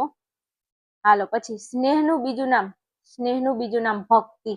Most time question. એમાંય પૂછાય ને બીમાંય પૂછાય. હો, તૈયાર કરજો. સ્નેહનું બીજું નામ શું છે બેટા? ભક્તિ છે. શું છે? ભક્તિ. સ્નેહનું બીજું નામ ભક્તિ. ઓકે, હાલો પછી, ગાંધીજીના મતે દરેક ધર્મનું અવિભાજ્ય અંગ શું છે? 1000% મોસ્ટ ટાઈમ ક્વેશ્ચન. પછી તમે મને કહેતા ને કે બેન તમે કેમ નહોતું કીધું. ગાંધીજીના મતે દરેક ધર્મનું અવિભાજ્ય અંગ છે પ્રાર્થના. શું છે? પ્રાર્થના. પ્રાર્થના કરો. મોસ્ટ ટાઈમ ક્વેશ્ચન છે, પૂછાઈ ગયેલો છે, તૈયાર કરી લેજો. ઓકે, તો અહીંયા આપેલું છે. ગાંધીજીના મતે દરેક ધર્મનું અવિભાજ્ય અંગ છે પ્રાર્થના. કયું છે? પ્રાર્થના. ઓકે, ચલો 9માં. ધાર્મિક જીવનનું હાર્દ શું છે? પૂછાઈ ગયેલો પ્રશ્ન છે, પૂછાય છે, પછી કહેતા નહીં. તમે ધાર્મિક જીવન જીવતા હોય તો તમારું ધાર્મિક જીવનનું શું ઉદ્દેશ્ય શું છે? હાર્દ શું છે? તો દેવી તત્વ. દેવી તત્વ એટલે દેવી દેવતા, ઈશ્વર એટલે ભગવાન, પરમાત્મા એટલે ભગવાન થાય, ની આરાધના કરવી એ ધાર્મિક જીવનનું હાર્દ છે. વિભાગ બી માટે મોસ્ટ ટાઈમ દેવી તત્વ, ઈશ્વર કે પરમાત્માની શું કરવી? આરાધના. આરાધના એટલે એમના નામ જપ કરો, એમની આરતી પૂજા બધું જ એમ આવી ગયું. આરાધનામાં બધું આવી ગયું. દેવી તત્વ, ઈશ્વર કે પરમાત્માની શું કરવી? આરાધના કરવી એ આપણા ધાર્મિક જીવનનું શું ગણાય છે? હાર્દ ગણાય છે. તૈયાર કરજો હો. ચાલો પ્રશ્ન આપણો 10. કયા ધર્મ ગ્રંથો પરમ તત્વના જીવ અને જગત સાથેના નિરૂપણ કરે છે? કયા ગ્રંથો એવા છે જે પરમ તત્વના જીવ જગત સાથેનું નિરૂપણ કરે છે? તો વેદો છે, ઉપનિષદ છે, ગીતા છે, કુરાન, બાઇબલ, ગ્રંથ સાહેબ. આ બધા જે ગ્રંથો છે એ પરમ તત્વનું જીવ અને જગત સાથે નિરૂપણ કરે છે. શું કરે છે? પરમ તત્વનું જીવ અને જગત સાથે નિરૂપણ કરે છે. આ બધા ગ્રંથો, મુખ્ય ગ્રંથો વેદ, ઉપનિષદ, ગીતા, કુરાન, બાઇબલ અને ગ્રંથ સાહેબ. આ બધા ગ્રંથો છે જે જુદા જુદા ધર્મ અને ધર્મશાસ્ત્રો પરમ તત્વના જીવ અને જગત સાથેના સંબંધનું સંબંધનું નિરૂપણ કરે છે. કે ભગવાનનો પૃથ્વી પર રહેલા જીવ જે છે, જેટલા પણ સજીવો છે, એમની સાથે ભગવાનનો શું સંબંધ છે એનું નિરૂપણ આ બધા ગ્રંથોમાં આપેલું છે. પણ આપણી જોડે ક્યાં ટાઈમ છે? આપણે રીલ્સો જોવામાં પડ્યા છે. આ બધા ગ્રંથો વાંચે કોણ? આપણી જોડે એવો ટાઈમ નથી. કઈ તકલીફ છે? ધર્મનું જ્ઞાન નથી એટલે દુઃખી થઈએ છીએ. હાલો જવા દો. ચલો ચેપ્ટર 9માં આવી જાવ ફટાફટ. વધી આપણે આપણા ચેપ્ટર નંબર 9 ઉપર. ચેપ્ટર 9ના અહીંયા હું તમને વિભાગ બી ના જે પ્રશ્નો આપી રહી છું મારા વાલા, તો તમને એવી ખબર હોવી જોઈએ કે આ ચેપ્ટર 9ની અંદર ખાલી 2 થી 3 કોષ્ટક છે અને આ કોષ્ટક જ વિભાગ એમાં ક્યાંક ફેરવીને પ્રશ્ન, મતલબ વિભાગ એમાં ટૂંકા પ્રશ્નોમાં, વિભાગ બીમાં ટૂંકા પ્રશ્નોમાં, સીમાં પ્રશ્ન પૂછાય છે, ડીમાં પ્રશ્ન પૂછાય છે અને ઈમાં પ્રશ્ન પૂછાય છે. તો મતલબ એવું કહેવા માંગુ છું કે જે તમે કોષ્ટક ભણ્યા છો એ જ પ્રશ્નો અહીંયા તમારી નજર સમક્ષ છે. એટલે તમે એવું ના સમજતા તમે જે વિભાગ ઈમાં તૈયારી કરી છે એના એ જ પ્રશ્નો અહીંયા આપેલા છે. એટલે તમારું દરેકે દરેક વિભાગના પ્રશ્નો આ ચેપ્ટરના અહીંયા જ ક્લિયર થઈ જશે. રેડી? ચલો, બૌદ્ધ ધર્મના સ્થાપકનું નામ. તો બૌદ્ધ ધર્મના સ્થાપક કોણ હતા? ગૌતમ બુદ્ધ હતા. કેવું પડે? 1000% મોસ્ટ ટાઈમ પ્રશ્ન છે કે બૌદ્ધ ધર્મના સ્થાપક. હવે ભાઈ મારા વાલા, અહીંયા બૌદ્ધ ધર્મ કીધું છે અને વ્યક્તિનું નામ છે ગૌતમ બુદ્ધ, પાછળ બુદ્ધ આવે છે અને અહીંયા છે બૌદ્ધ ધર્મ. તો બૌદ્ધ અને બુદ્ધ એમાં કેટલો ફરક? તો યાદ રહી જાય આપણને કે બૌદ્ધ ધર્મની સ્થાપના કરી હતી ગૌતમ બુદ્ધે. ભગવાન વિષ્ણુ નારાયણ, ખુદ નારાયણ અવતાર ધરીને આવ્યા હતા. ગૌતમ બુદ્ધનો અવતાર જે ગણાય છે ભગવાનનો. હાલો પછી ઈરાનમાં કયા ધર્મનો ઉદ્ભવ થયો છે? તો ઝરથોસ્ત્રી નામનો જે ધર્મ છે એનો ઉદ્ભવ ક્યાં થયો છે? ઈરાનમાં થયો છે. મોસ્ટ ટાઈમ પ્રશ્નો અહીંયા આપેલા છે, પ્લીઝ તૈયાર કરી લેજો. વિભાગ બીમાં કામમાં આવશે, સીમાં, ડીમાં. કોઈ વિભાગ એવો બાકી નથી કે જે આ પ્રશ્નો તમને એ વિભાગમાં કામમાં ન આવે. ચાલો પછી પ્રશ્ન નંબર 3 છે, ઇસ્લામ ધર્મના સ્થાપકનું નામ શું છે? મોસ્ટ ટાઈમ ક્વેશ્ચન માર્ચ 19માં પૂછાઈ ગયેલો છે, વારંવાર પૂછાય છે કે ઇસ્લામ ધર્મના સ્થાપકનું નામ છે મોહમ્મદ પૈગંબર. ઇસ્લામ ધર્મના સ્થાપકનું નામ છે મોહમ્મદ પૈગંબર. મારા એપ્લિકેશનની અંદર ઘણા બધા મુસ્લિમ વિદ્યાર્થીઓ, મારા વાલા ભાઈ બહેનો ભણી રહ્યા છે આપણા એપ્લિકેશનમાં. હા, ઘણા બધા વિદ્યાર્થીઓ કહેવામાં આવે ને ઇસ્લામ ધર્મના વિદ્યાર્થીઓ મારા એપ્લિકેશનમાં ભણી રહ્યા છે. ચાલો, તો તમને તો જો કે યાદ રહી જશે કે ઇસ્લામ ધર્મની સ્થાપના કરી હતી મોહમ્મદ પૈગંબરે, અને આપણે પણ યાદ રાખવાનું છે કે ઇસ્લામ ધર્મના સ્થાપક છે મોહમ્મદ પૈગંબર. ઓકે, હાલો આગળ વધુ છું ફટાફટ. ગુરુ નાનકે કયા ધર્મની સ્થાપના કરી છે? માર્ચ 19માં પૂછાઈ ગયો. 1000% મોસ્ટ ટાઈમ ક્વેશ્ચન. ગુરુ નાનકે કયા ધર્મની સ્થાપના કરી છે?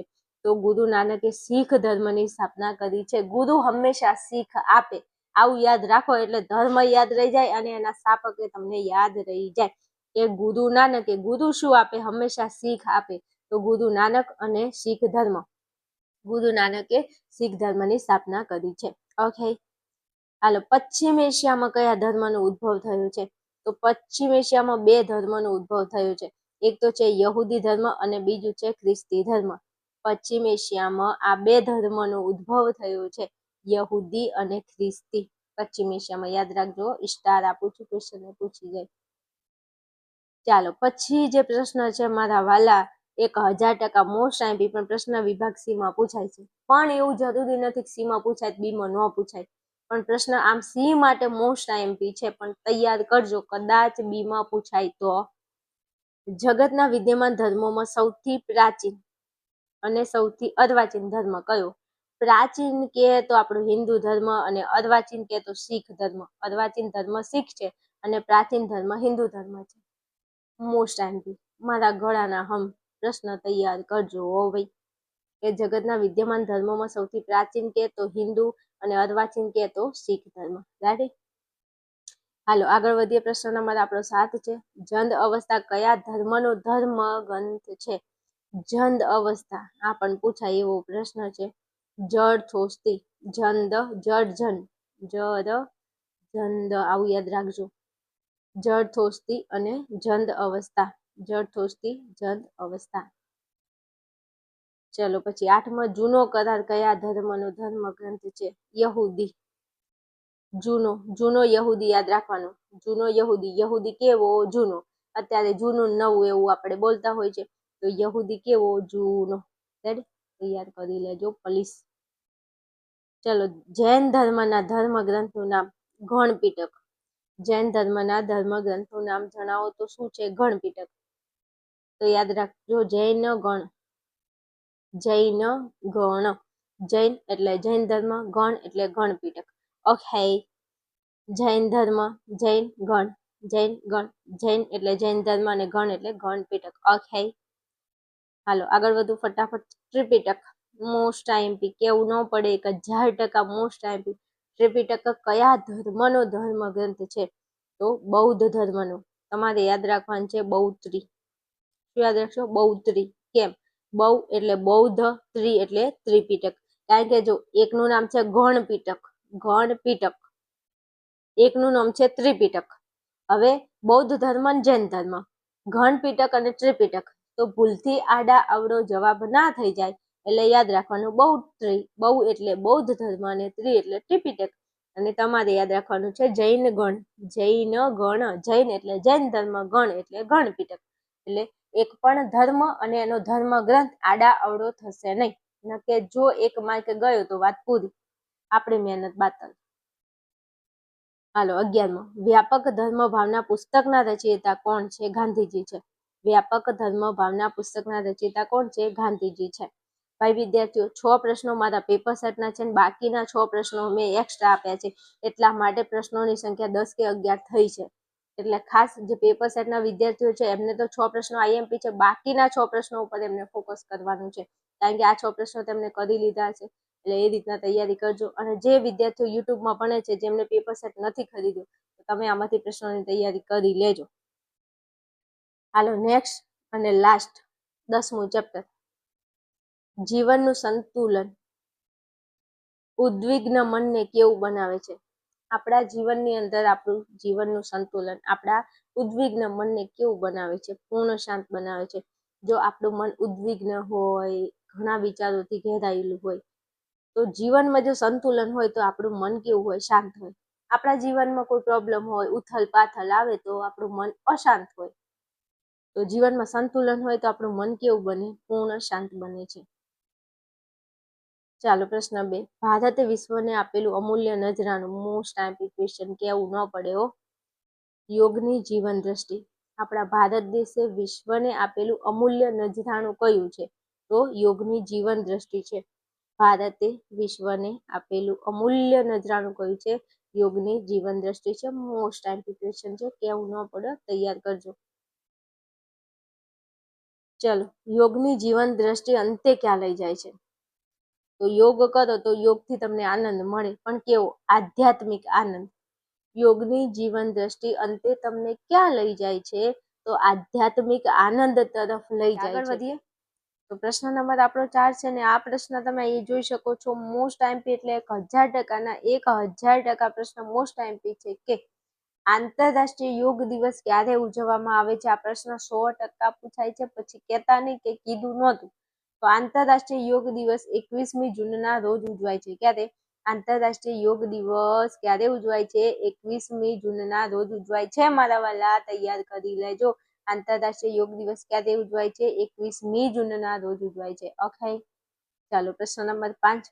પ્રાણ શક્તિનું સંતુલન કઈ રીતે થાય છે? વિભાગ સી માં ક્યાંક પૂછાય એવો પ્રશ્ન, આ વિભાગ બી માં કે શ્વાસોશ્વાસના નિયમન દ્વારા પ્રાણનું નિયમન થાય છે.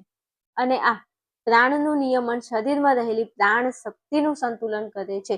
શ્વાસોશ્વાસ, આપણે જે શ્વાસોશ્વાસની ક્રિયા કરીએ એના દ્વારા કોનું નિયમન થાય? પ્રાણનું. અને આ પ્રાણનું જે નિયમન થાય એ શરીરમાં રહેલી જે પ્રાણ શક્તિ છે એનું શું કરે છે? સંતુલન કરે છે. તો પ્રશ્નને જરા ધ્યાનમાં રાખજો. ચલો પ્રશ્ન નંબર 6. ચિત્તમાં કયા 3 ગુણોનો સમાવેશ થાય છે? આપણું જે ચિત્ત છે, દિલ, તો ये जो दिल है उसमें ચિત્તની અંદર 3 ગુણોનો સમાવેશ થાય છે. એક છે સત્વ, રજસ અને તમસ. ચિત્તમાં 3 પ્રકારના ગુણોનો સમાવેશ થાય છે: સત્વ, રજસ અને તમસ. ચાલો પછી પ્રશ્ન નંબર 7. પતંજલિ રચિત યોગ શાસ્ત્રના ગ્રંથનું નામ શું છે? મોસ્ટ આઈએમપી ક્વેશ્ચન છે. વિભાગ એ માં પૂછાય છે અને બી માં પૂછાય છે. પછી કહેતા નહીં કે કીધું નહોતું. તો પતંજલિ રચિત યોગ શાસ્ત્રના ગ્રંથનું નામ છે પાતંજલ યોગ સૂત્ર. પતંજલિ રચિત યોગ શાસ્ત્રના ગ્રંથનું નામ છે પાતંજલ યોગ સૂત્ર. પ્રશ્ન મોસ્ટ આઈએમપી છે, પૂછાવા લાયક છે, એટલે તૈયાર કરી લેજો. ઓકે, હાલો આગળ વધુ. પ્રશ્ન નંબર આપણો 8 છે. મહર્ષિ પતંજલિએ યોગ સૂત્રમાં કયો માર્ગ નિર્દેશો છે? તો મહર્ષિ પતંજલિએ યોગ સૂત્રમાં ચિત્ત શુદ્ધિ દ્વારા આત્મ સાક્ષાત્કારનો માર્ગ નિર્દેશ કર્યો છે. આજે મહર્ષિ જે છે પતંજલિ, એમને યોગ સૂત્રમાં કયો માર્ગનું નિર્દેશન કર્યું છે? તો ચિત્ત શુદ્ધિ દ્વારા આત્મ સાક્ષાત્કારનો એમને માર્ગનું નિર્દેશન કર્યું છે. આત્મ સાક્ષાત્કારના માર્ગનું નિર્દેશન કર્યું છે. ચલો પ્રશ્ન નંબર 9 છે. પ્રત્યાહારનો અર્થ જણાવો. પ્રશ્ન 1000% પૂછાય એવો છે. પ્રત્યાહારનો અર્થ થાય છે પાછું વળવું. પ્રત્યાહારનો અર્થ શું થશે? પાછા વળવું. પ્રત્યાહાર એટલે પાછા વળવું. પાછા વળી જાવ મારા વાલા મહેનત ઉપર. ચલો 10 ચેપ્ટરના મને જેટલા આઈએમપી ક્વેશ્ચન લાગ્યા એટલા મેં તમને આપી દીધા છે. 6 પ્રશ્નો પેપર સેટના છે અને 6 પ્રશ્નો બીજા એક્સ્ટ્રા આપ્યા છે. બોર્ડની એક્ઝામ નજીક આવશે એટલે આપણે સારા એવા 25 પ્રશ્નો મોસ્ટ આઈએમપીની તૈયારી તમને કરાવીશ, લાઈવમાં ભણાવીશ. તમારે મોસ્ટથી હાલ જેટલી તૈયારી થાય એટલી કરી નાખો. થેન્ક યુ વેરી મચ મારા વાલાઓ, તમે બહુ આટલો સાથ સપોર્ટ સહકાર આપો છો. ખાસ કેવું ન પડે, subscribe to my channel Aryan classes. અને જો ચેનલ ખાસ વિડીયો સારા લાગે છે તમે વિડીયોને લાઈક શેર તો કરો છો, પણ ખાસ ચેનલને શેર કરજો અને સબસ્ક્રાઇબ કરીને રાખી લેજો. ચલો મળીશું હજુ આપણે વિભાગ એનો સારો એવો 50 આઈએમપી ક્વેશ્ચન, 50 આઈએમપી એમસીક્યુનો વિડીયો બનાવવાની છું. બસ થોડો ટાઈમ મને આપી દો એટલે તમને મોજ કરાવી દેવાની છે. ઓકે, ચાલો મળીએ નેક્સ્ટ વિડીયોમાં. ત્યાં સુધી જોતા રહો, ભણતા રહો અને ખુશ રહો.